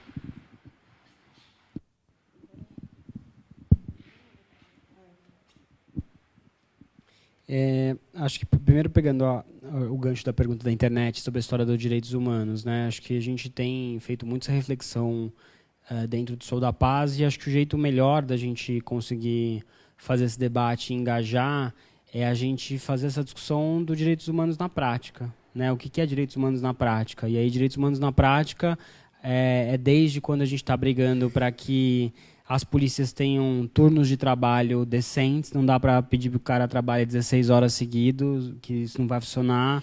Ao mesmo tempo, quando você discute indenização para a família de policial morto, direitos humanos na prática é quando você discute uma abordagem profissional, uma abordagem que respeite o direito de mulheres, que respeite o direito da população LGBT. Então, acho que a gente tem trabalhado essa questão de direitos humanos explicando isso na prática, porque quando você explica essa prática, são poucas pessoas que discordam disso, né, desse tema. Obviamente, o termo está super queimado, né, então a gente precisa pensar essa forma de fazer um uso inteligente, mas não é deixar de defendê-lo, é simplesmente a gente achar como conseguir trabalhar isso mais amplamente. Acho que da pergunta do Yuri, relacionada à segurança, trabalhei também na Prefeitura de São Paulo, na Secretaria da Cultura, e a gente cansou de ver essa coisa desses exemplos de políticas desconectadas entre níveis, mas também, às vezes, dentro do mesmo ente, intersecretarialmente não se tem essa conexão. E acho que no campo da segurança isso é muito grave. Acho que a Natália trazia esse exemplo que a gente sempre fala para fazer o comparativo, né? Quando a gente compara a segurança com saúde e educação, em saúde tem muita clareza. Bom, o município vai cuidar de saúde básica, o Estado vai cuidar de complexidade X, e o governo federal vai cuidar de não sei o quê, o financiamento é definido assim, o governo federal manda tanto, o Estado manda tanto, e está todo mundo muito claro das caixinhas que vai fazer o quê. Educação é a mesma coisa, olha, o município cuida disso, blá, blá, blá. Não está mil maravilhas, mas há consensos e há diretrizes do que tem que fazer. Na educação tem meta, coleta dado, etc. Na segurança é uma puta de uma zona. Para a gente ter, enfim... Só para dar um dado que eu acho que é estarrecedor, que tiver todo mundo de cabelo em pé, não existe um dado federal atualizado sobre quantas pessoas morrem no Brasil de morte violenta. Não tem uma estatística de quantas armas de fogo são apreendidas no Brasil todo ano. Não tem. A coisa do jeito que está, não tem produzido dado. Acho que um pequeno avanço é a questão da questão do Sistema Único de Segurança Pública, que tenta um pouco dar contornos de quem cuida do quê, mas a gente precisa avançar muito nisso, e aí, por isso que a gente tem cobrado tanto esse tema no governo federal, porque o governo federal tem essa capacidade de indução de política, né? Então, falar, olha, para o governo estadual receber dinheiro, para o governo municipal receber dinheiro, ele tem que se comprometer com essas e essas diretrizes, ele tem que ter política desse tipo, ele vai precisar reduzir mortalidade dessa forma, não dá para o sistema dele de internação do socioeducativo ser assim ou assado, ele vai precisar garantir isso e isso. Então, tem um potencial muito grande de avanço a partir do governo federal, é por isso que a gente tem brigado por esse maior protagonismo, que, de novo, não basta o governo federal ser mais protagonista, ele precisa investir nas políticas certas, senão a gente vai continuar com problemas. Com relação à última pergunta da Polícia Militar, acho que o tipo de trabalho que o Sou da Paz faz é numa perspectiva muito de tentar influenciar por dentro, né? Acho que a Stephanie deve ter contado, a gente tem muito trabalho com as polícias em geral, com a Secretaria de Segurança Pública, de tentar incidir por dentro, em vários pontos, né? Desde falar sobre mortes cometidas pela polícia, a gente falar sobre abordagem policial, a gente falar sobre racismo, tentando incidir disso por dentro. E aí um tema muito prático que conecta com a questão da política de drogas. Sou da Paz na agenda de segurança, a gente está falando de política de droga, está defendendo reforma de política de droga, defendendo descriminalização, defendendo uma série de pontos, mas a gente tem consciência de que são coisas que não vão acontecer amanhã. Agora, esse é um tema muito emergente, né? As pessoas, 1/4 dos presos são presos por tráfico, no caso das mulheres chega a quase 70%. Então, como é que a gente faz esse debate dentro da polícia, que é quem está decidindo a porta de entrada, que é quem está decidindo quem vai ser conduzido para a delegacia e quem vai para o CDP? Então, a gente tem conseguido fazer esse debate, a gente fez uma pesquisa recente, até trouxe alguns exemplares lá fora, um pouco fazendo a discussão de polícia sobre vários argumentos, né? Até de um argumento bom. Qual é o ganho de levar alguém para a delegacia com 2 bombons, o equivalente de peso a 2 bombons de maconha, e o policial ficar naquela viatura 4 horas esperando o flagrante, mais tempo de perícia, mais tempo de lavratura de flagrante, isso vira um processo judicial, essa pessoa vai ficar marcada pelo sistema de justiça, etc., quando essa mesma viatura poderia estar fazendo um patrulhamento para prevenir roubo em ponto de ônibus quem está voltando para casa às 8 da noite. Então, se a gente for fazer essa discussão da perspectiva, olha, não pode prender traficante, com a polícia não vai funcionar. Mas acho que há caminhos da gente conseguir fazer esse debate e conseguir mudança de curto prazo, até que a gente consiga esse horizonte, que a gente tem muita clareza do que precisa ter de reforma de política de droga. Então, essa é um pouco a nossa perspectiva. A gente tem muito orgulho de trabalhar com a polícia, acho que a gente tem conseguido alguns avanços, é super difícil. Trabalhar com a polícia não significa que a gente diz amém para tudo que acontece. A gente continua tendo essa possibilidade de fazer as críticas, de apontar os erros quando acontece, mas acho que é importante a gente criar essas pontes, ter esses canais de diálogo. Acho que a gente precisa desconstruir um pouco isso de nós e eles. Acho que a gente precisa conseguir trazer mais gente, ter mais interlocução, criar pontes. Essa é um pouco a perspectiva de trabalho do Instituto Sou da Paz. Só para complementar o que todos os colegas já colocaram, sobre a primeira pergunta que veio da internet, né, direitos humanos direito de bandido. Na verdade, é um caminho muito errado que tomou o conceito de direitos humanos, né, porque, afinal de contas, aqui todos somos humanos. Direitos humanos é o direito de todos nós. Né? Então, acho que tem uma falha muito grave, talvez, na formação que a gente recebe em algum momento, porque esses direitos não são citados, não são mencionados, nós não crescemos e somos educados na lógica de que temos direitos humanos. Por exemplo, férias remuneradas deriva da noção de liberdades fundamentais, do direito ao descanso, enfim, deriva de toda a construção de que há direitos humanos. Férias remuneradas. Né? Então, não é direito de bandido, como é propriamente dito. Liberdade de expressão entra nesse rol. Então, candidatos que dizem abobrinhas por aí, para dizer o mínimo, estão gozando de um direito humano, que é a liberdade de expressão. Então, eu acho que a gente tem que ressignificar, não podemos abandonar o termo direitos humanos e deixá-lo ficar encerrado numa determinada acepção que é enviesada e que não corresponde à realidade. Mas é verdade o que essa ouvinte comentou, tanto é que um dos nossos materiais diz exatamente isso. Direitos humanos para humanos direitos. Isso aqui é uma grande falácia, porque todos somos humanos, até que se prova o contrário, não tem alienígena nenhum nessa sala. Então, é para todos nós. Por outro lado, eu acho que talvez nos caiba hoje, tanto a sociedade civil como a vários outros atores, um esforço de comunicação, de resgate desse conteúdo. Por isso que o Bruno também estava comentando de melhorar nossa linguagem, disputar narrativas, falar com as pessoas, criar empatias. Eu acho que essa dicotomia que o Bruno estava mencionando há pouco, de nós e eles, é péssima.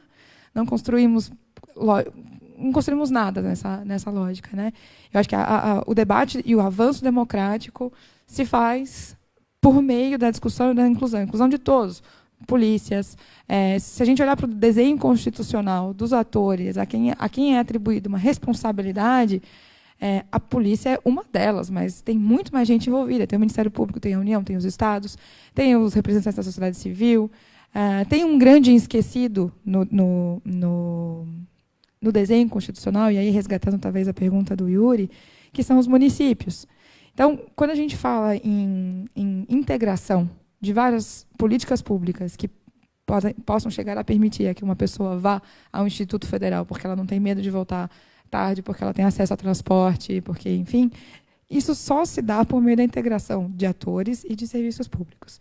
Então, eu queria fazer um resgate aqui, não só da União, mas dos municípios, resgatando que o nosso enfoque prioritário de segurança pública, né, deveria ser o da prevenção e não da repressão. Se a gente pensar em políticas de prevenção, o município é o principal ator, é quem fornece serviços de educação básica, assistência social, políticas de egresso. Então, eu acho que se a gente conseguir colocar a discussão sobre justiça criminal num olhar sistêmico, vinculado à segurança pública, esquecendo que segurança pública é assunto de polícia, porque não é só assunto de polícia. A polícia faz parte, deve ser ouvida, mas deve ser integrada com o rol de outros atores. E essa segurança pública deveria estar embasada em prevenção e a construção e articulação com outras políticas. Já está comprovado que, por exemplo, políticas de Estado mínimo, como vem sendo proposto novamente, né, nesse debate eleitoral, não é bem Estado mínimo, porque a diminuição de investimento em políticos sociais, ela vem geralmente acompanhada, foi o caso na série histórica em vários outros países, ela vem acompanhada, na verdade, de um aumento de investimento em políticas de repressão. Então, não é exatamente Estado mínimo, é mínimo em determinadas ações, mas aumentado em outras. Então, eu acho que essa questão da integração é decisiva, sim. E, por fim, eu acho que não tenho muito a acrescentar além do que o Bruno comentou sobre essa questão da polícia militar em si. O que eu acho, muitas vezes, é que a polícia é a ponta do iceberg. Então, eles apanham, né, porque é o braço armado que exerce. Mas existe toda uma lógica construída, né, e é interessante perceber que existe um ditado muito famoso, uma expressão, né, um ditado que diz: a polícia prende, a justiça solta. Muitas vezes os policiais reclamam de que estão enxugando o gelo, que são mal reconhecidos, pouco valorizados, que eles estão na linha de frente. E isso tudo é verdade, eles estão, de fato, na linha de frente.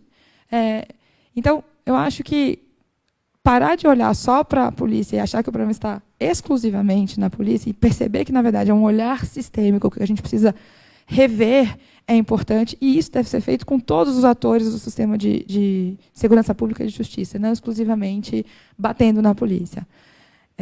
Então, acho que é isso. Desculpa. Então, eu queria, bem rapidinho, fazer alguns comentários. Primeiro, sobre a questão dos direitos humanos e essa eterna confusão como, né, direitos humanos, o privilégio de bandido, etc. Bem, eu acho que eu tenho dito isso todos os dias, a gente, como esquerda, tem falhado muito, sabe? A gente não tem falado para além de nós mesmos, a gente não tem feito esse esforço. Aí, quando tem alguma opinião contrária, né, de uma pessoa que até a gente gosta, conhece e tal, o que é que a gente faz? A gente bloqueia no Facebook, termina a amizade, não se preocupa em disputar aquela opinião. A gente se encerra em si mesmo e pensa que a gente vai funcionar só com a gente. Não vai. Se a gente não popularizar essa discussão, né, isso é tarefa de cada um e cada uma de nós, a gente não vai avançar muito. Tem uma coisa curiosa que aconteceu. A gente também, como Sou da Paz, a gente trabalha com polícia, trabalha com agente socioeducativo, a gente não abre mão de fazer essa disputa, não. É espinhoso, é difícil, mas é um desafio e a gente, enquanto tiver perna, vai por lá. Então, numa dessas formações, com os agentes socioeducativos, um técnico nosso, que não vou falar o nome, porque ele vai ficar bravo, ele dialogando com os agentes socioeducativos sobre essa coisa dos privilégios, né? Lá vem vocês conversaram sobre direitos humanos. Isso é privilégio. O socioeducativo, o feminino. Essas meninas aqui têm muito privilégio. É tratamento dentário, é escola, é um não me toque, né? Ninguém pode fazer nada, ninguém pode reclamar. Eu não vejo muita vida boa dessas meninas. Aí foi quando o nosso técnico perguntou: você tem filha nessa idade? Assim? Tenho uma menina de 15 anos.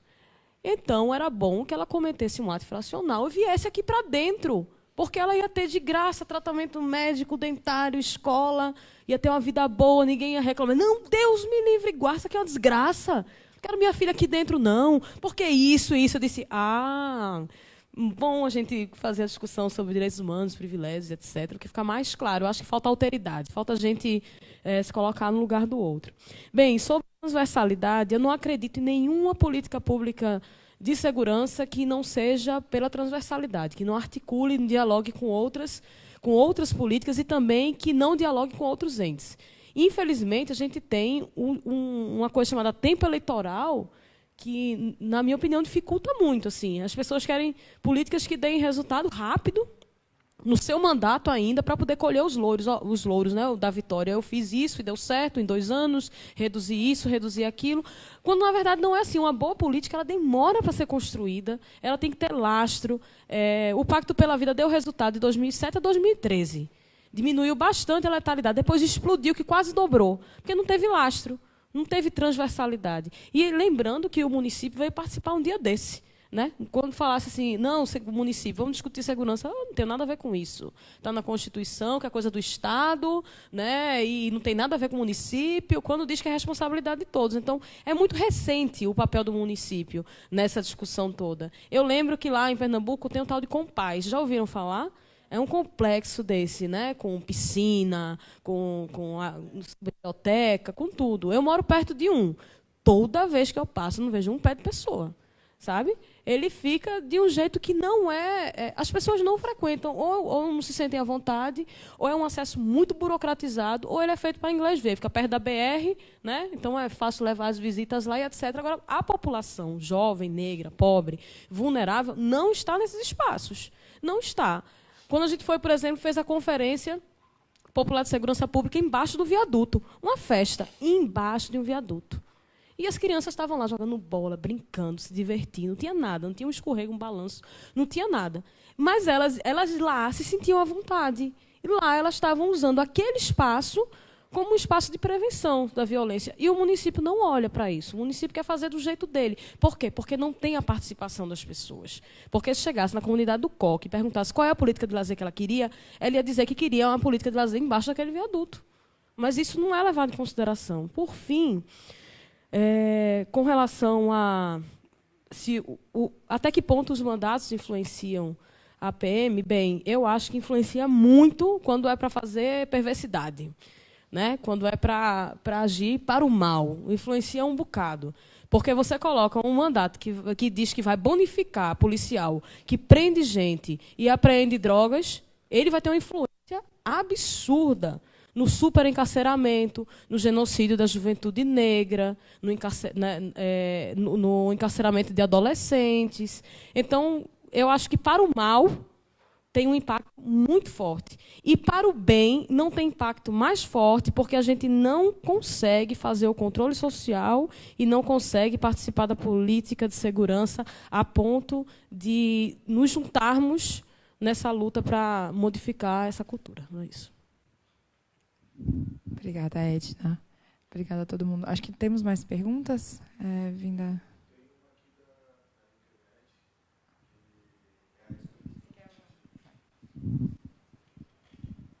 Tem uma pergunta aqui da internet que é a respeito do que já foi dito aqui.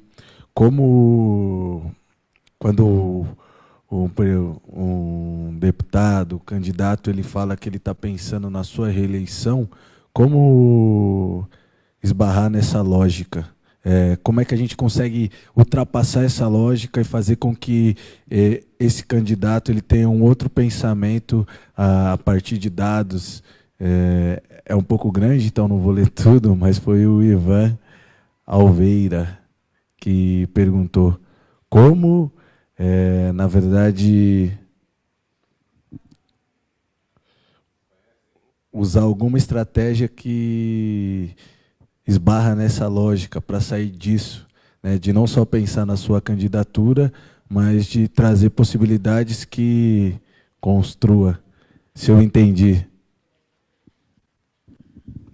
Tenho mais 2 perguntas aqui, que é da Camila Luiz. Por que a justiça brasileira é tão misógina? E também do Vitor Soares, que é justamente sobre aquele assunto que vocês estavam falando, sobre a dificuldade de falar sobre temas como direitos humanos para o pessoal que não necessariamente acompanha essa pauta. Ele pergunta como podemos ajudar a simplificar conceitos complexos e estudos para educar e dialogar com quem não tem tanto contato com isso, principalmente quando falamos de família, ambiente de trabalho, etc.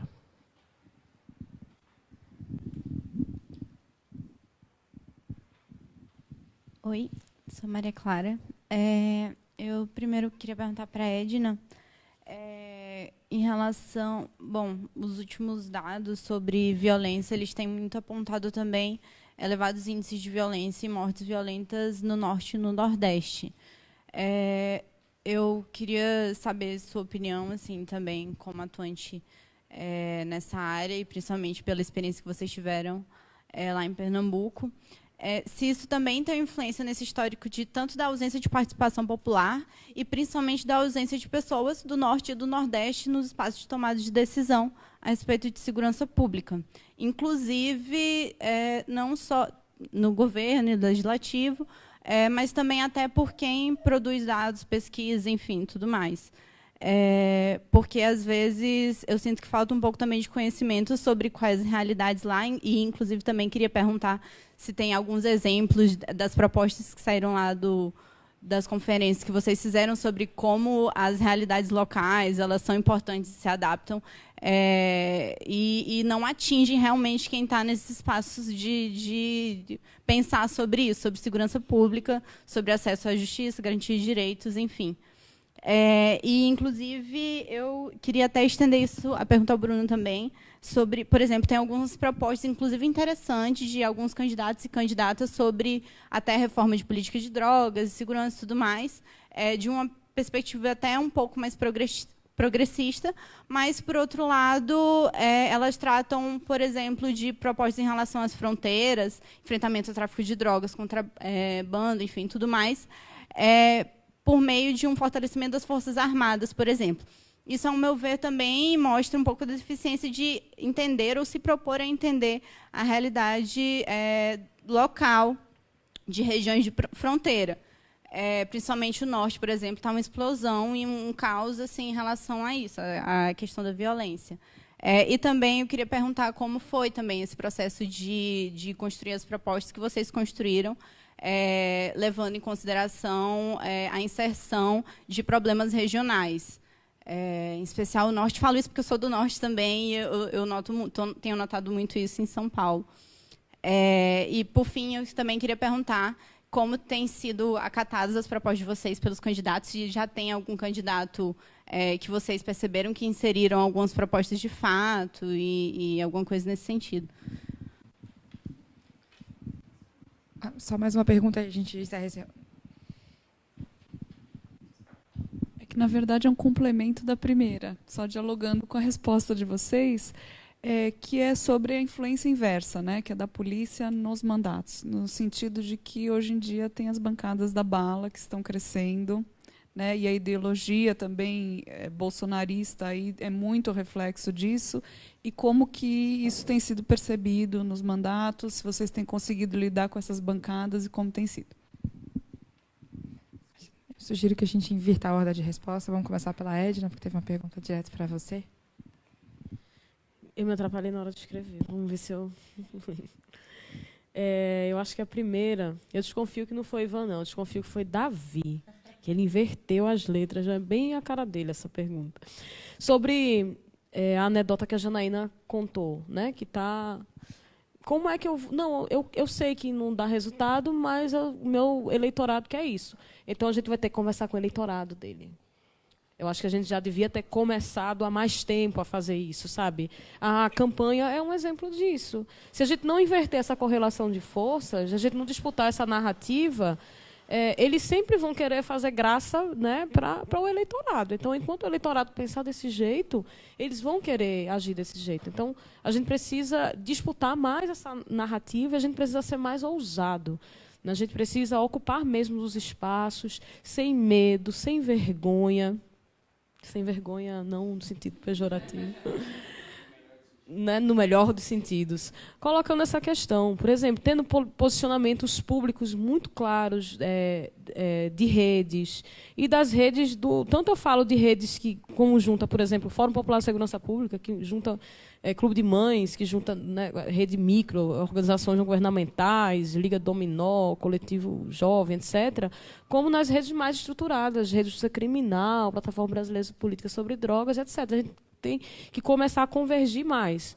Por exemplo, a gente precisa, enquanto rede de justiça criminal, elaborar um posicionamento público sobre a questão das drogas, fazendo coro com a plataforma brasileira de políticas sobre drogas. Porque a gente já faz isso individualmente, porque a gente não faz isso junto, de maneira muito clara, firme e objetiva para disputar, né, essa narrativa. Eu acho que a gente precisa voltar a fazer trabalho de base.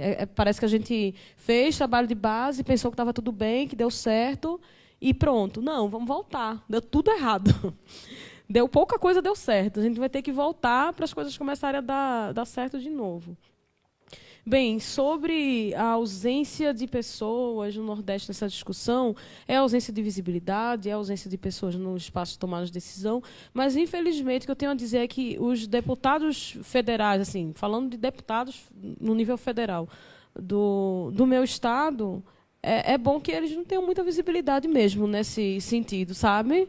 Porque dar visibilidade a essas pessoas é o que eles já estão fazendo, é apostar numa política encarceradora e genocida. Então, eu acho que falta protagonismo e falta participação mesmo nesse sentido, da gente se engajar mais e investir nessa disputa de narrativa. Como exemplos de propostas que saíram na conferência, saíram a gente primeiro criou uma regra, não vai ter nenhuma proposta que atente contra os direitos humanos. A conferência é nossa, e a conferência vai ser assim, pronto. Então, a gente tirou propostas que vão do fim da bonificação para os policiais com relação ao encarceramento e apreensão de drogas, tirou isso, que vai também a proposta de ter mais uma parada de ônibus para desembarque noturno na comunidade dos Coelhos, em frente ao Mercadinho Ponto Certo. Tipo assim, sabe?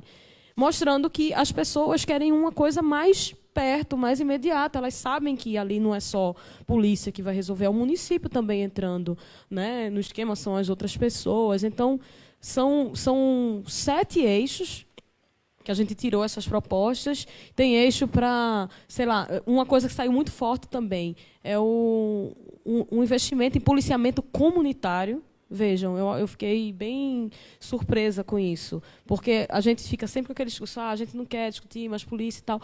Tá, mas com a polícia que tem, vamos discutir que ela seja de outra maneira, né? Que o policiamento comunitário seja uma filosofia, né? E esteja nas populações, nas comunidades, etc. Bem, e a influência dos PMs, da Polícia Militar e das polícias para o governo também é para o mal, né? No sentido nefasto. A gente vê muito pouca influência das polícias para conseguir inverter uma lógica perversa de política salarial, de retaguarda de assistência psicológica, etc. Isso parece que não consegue entrar na pauta, né? O que consegue, a gente vai entrar, eu soube agora, pouco, que vai entrar na pauta do Senado amanhã, porte de arma para agente socioeducativo. Então, vejam, essa é a influência, sabe? Teve o SUSP, que foi um inferno na terra, barrar, vetar, né, convencer o figura lá a não colocar o socioeducativo dentro, porque a gente entende que é outra coisa, né? Socioeducativo é socioeducativo, segurança pública é segurança pública. Se a gente mistura, danou-se. Aí a gente não tem nenhuma folguinha, então a pressão dos agentes socioeducativos foi tão grande que isso entra na pauta logo depois. Então é uma pressão, mais uma vez, perversa, não é uma pressão positiva, no nosso entender, claro.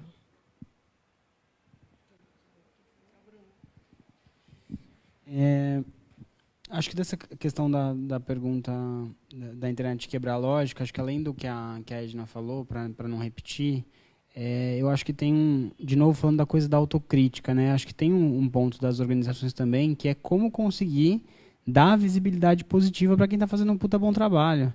A gente tem essa dificuldade, né, Edna, gigante, acho que assim, de falar, olha, Pacto pela Vida funcionou um tempo, reduziu o homicídio pra caralho. Olha, o PP foi bom, com vários problemas, tinha uma série de serviços que não chegaram, mas salvou vida, tinha menos tiroteio. E aí, na parte dos parlamentares, acho importante isso.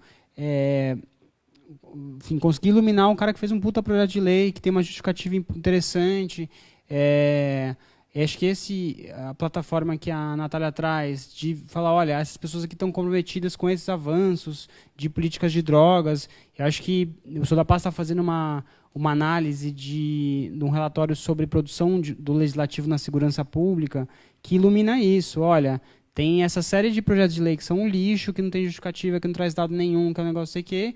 E tem isso aqui, olha, tem um projeto legal que fala sobre responsabilidade político-criminal, que fala que, para você ter um projeto de lei com impacto nisso, quer criar um novo crime, você precisa ter uma justificativa, você precisa ter um impacto orçamentário, você precisa falar por que aquilo faz sentido de entrar. Então, a gente tem que conseguir não só estar no papel de crítica, mas também conseguir fazer um reconhecimento de bons projetos e boas autorias. Com relação à pergunta da justiça, por que a justiça é tão misógina, eu acho que tem o SESEC tem feito um trabalho legal com o pessoal de Minas também, mostrando o perfil de quem hoje está nas carreiras, na magistratura, no Ministério Público, e tem a ver muito com isso. Se a gente não discutir o processo de entrada dessas carreiras, Ministério Público, Justiça, a gente, infelizmente, vai penar muito. Acho que não é com treinamento só, não é com a capacitação nas escolinhas de magistratura. Acho que tem que discutir entrada mesmo, tem que discutir concursos, para a gente conseguir ter mais diversidade nas carreiras e conseguir melhorar um pouco isso.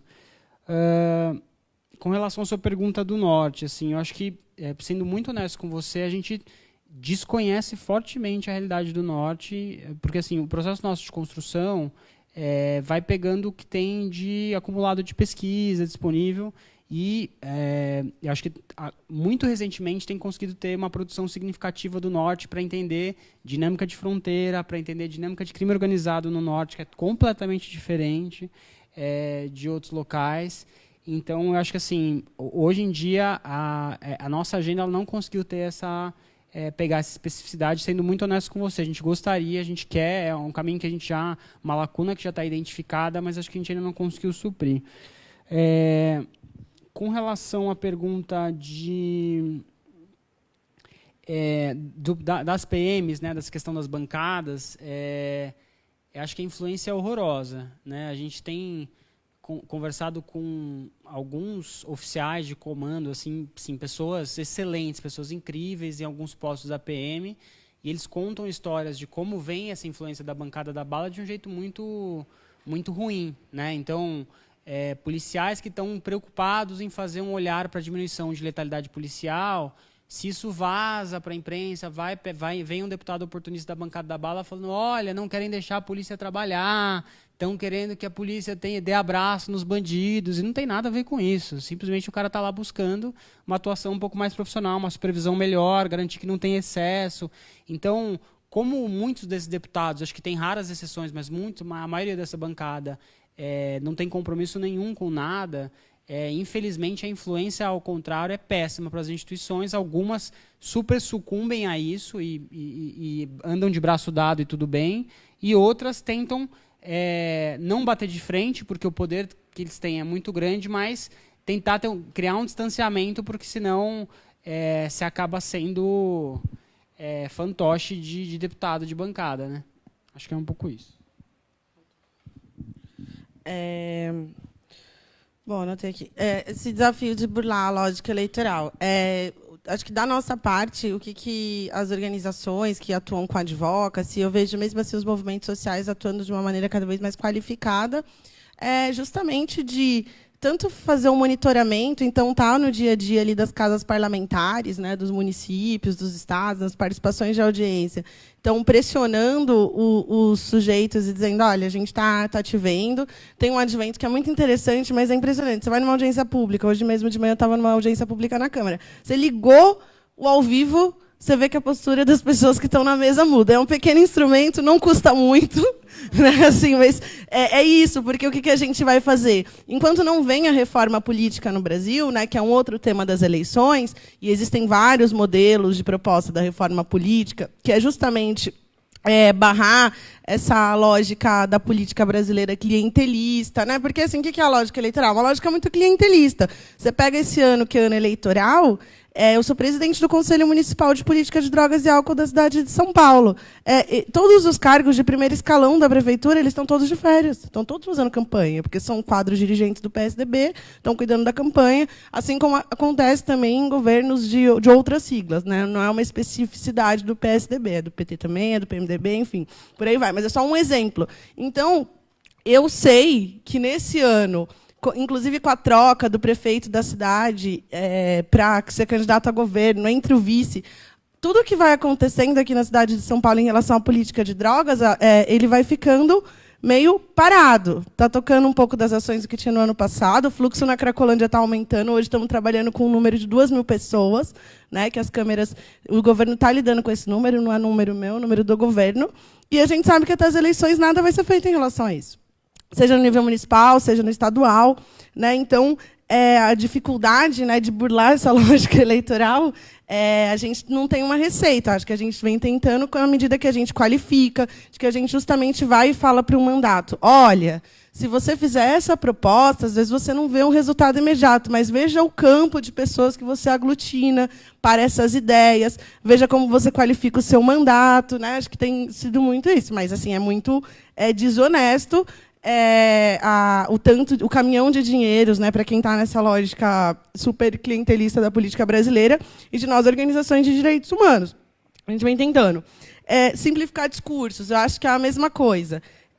A gente acho que tem uma compreensão de que é necessário não só a renovação do vocabulário, mas a maneira como se aborda, essa perspectiva de aglutinação de campos. Então, esse formato de atuação em rede, entendendo que as organizações, não é porque elas divergem, elas estão em disputa, né, ou que elas não podem sentar e construir sínteses mínimas como ponto de partida, né?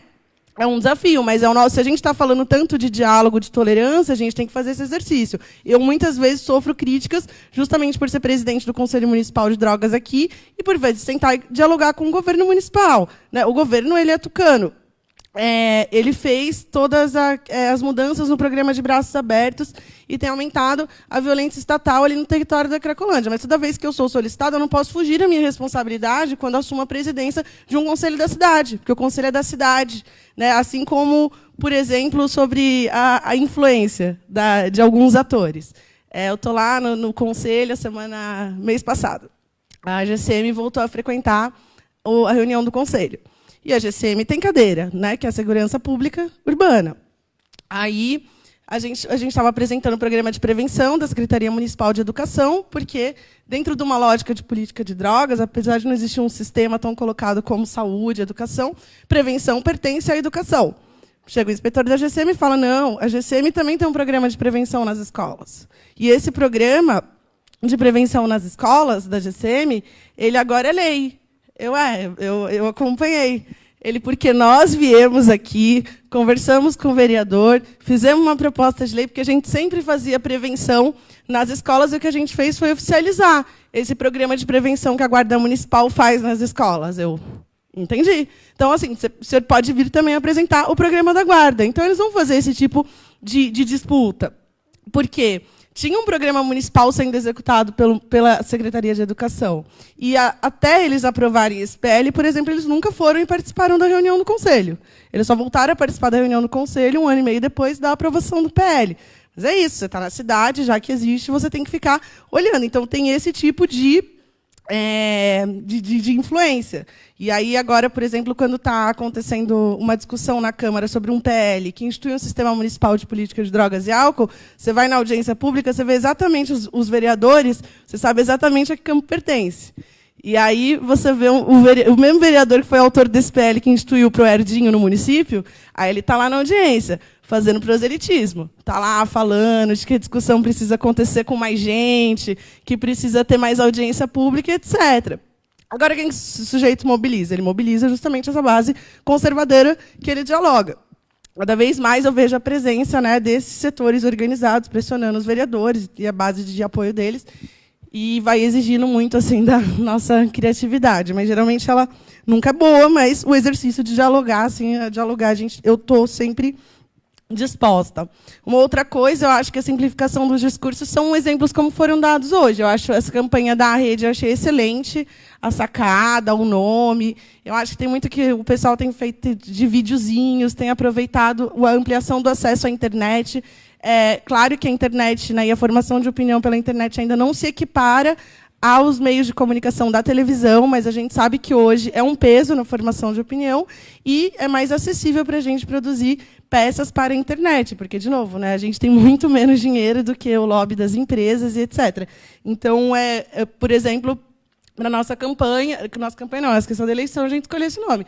Droga é caso de política. Ela necessariamente não demarca um campo. Tanto é que tem 3 níveis de compromisso. O candidato ele pode ser comprometido só com a reforma da maconha medicinal, ele pode ser comprometido com a discriminação de todas as drogas, ele pode ser comprometido com a maconha para uso recreativo também, porque a gente tentou justamente ser o mais amplo possível. É esse o exercício que a gente fica fazendo constantemente. Às vezes acerta, às vezes erra. Depois que está na rua, a gente fala, puxa, não pensamos nisso. Mas estamos em construção. Acho que é esse o exercício. Bom, acho que para finalizar, que a gente já está esgotando o nosso tempo, eu acho que uma das coisas, respondendo de trás para frente as perguntas sobre a influência das forças militares nos mandatos, acho que tem uma questão de organização, né? Existem corporações, não só militares, mas, sei lá, Ministério Público, várias corporações que se mostram bastante organizadas, e eu acho que a gente peca um pouco nessa estruturação, na organização, né?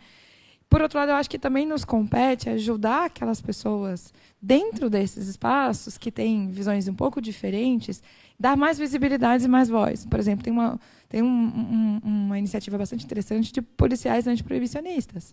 Né? Então, ou seja, tem gente nadando contra a corrente, tem gente dentro das corporações querendo fazer diferente, e essas pessoas precisam ser reconhecidas, valorizadas, a gente precisa dar lastro a elas, porque elas também fazem parte, elas também representam essas corporações, por que elas não têm visibilidade? Então, é engraçado, eu tive um conhecido que atuou bastante na Polícia Rodoviária Federal, e ele me dizia, ele era mal avaliado pelos superiores, porque na época de feriados, como descida para o litoral aqui de São Paulo, esqueci como é que chama, Operação Descida, enfim, ele, como chefe de batalhão, dizia que era para os policiais andarem fardados, os da Policial Rodovia Federal, andarem ostensivamente entre os carros, numa lógica de prevenção. Ó, estamos aqui. E aí o comandante, o superior, achava que não, que eles tinham que andar à paisana para fazer a apreensão de drogas e tal. Não tem que fazer apreensão. Eu tenho que prevenir que o crime aconteça. Então, policiais que têm essa lógica, ou políticos que nadem contra a corrente, elas precisam ser visibilizadas e precisam ter mais espaço, por um lado. Isso acontece, respondendo à pergunta de por que a justiça é misógina, eu acho que a justiça é misógina porque a sociedade é. Né? E a justiça reflete, talvez de forma mais conservadora ainda, características estruturantes da nossa sociedade. Da mesma forma que a justiça é misógina, ela é racista, ela é classista, e porque ela reflete aquilo que nós somos. Então, é uma desconstrução muitíssimo maior, que também concordo com o Bruno, não é só nos momentos de formação, mas é uma coisa muito mais estruturante da gente revisitar. E aí, falando ainda, só para terminar sobre como desconstruir a lógica eleitoreira, eu acho que tem uma questão do accountability. Né?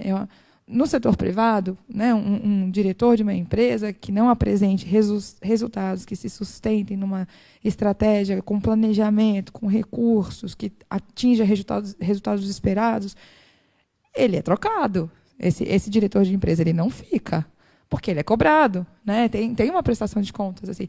E por que a gente não implementa essa lógica do accountability com os nossos representantes? Porque essas pessoas que estão lá, elas são representantes de nós. Não são elas que... a gente não tem que referendar a posteriori a decisão que elas tomaram. Ao contrário. Essas pessoas estão lá com um mandato que nós atribuímos a ela. Então, talvez nos compita a nós, eleitores e eleitoras, monitorar isso aí. Estou te dando meu voto para que você faça isso, isso, isso, e eu vou acompanhar o seu trabalho. Né? Então, eu acho que tem uma questão um pouco da gente se envolver cada vez mais e se engajar. Bom, não quero me alongar mais, então eu queria perguntar se alguns convidados querem fazer uma consideração final. Não? Alguém quer colocar alguma coisa? Então, nesse caso, eu acho que a gente encerra por aqui. Muito obrigada e boa noite a todas e todos.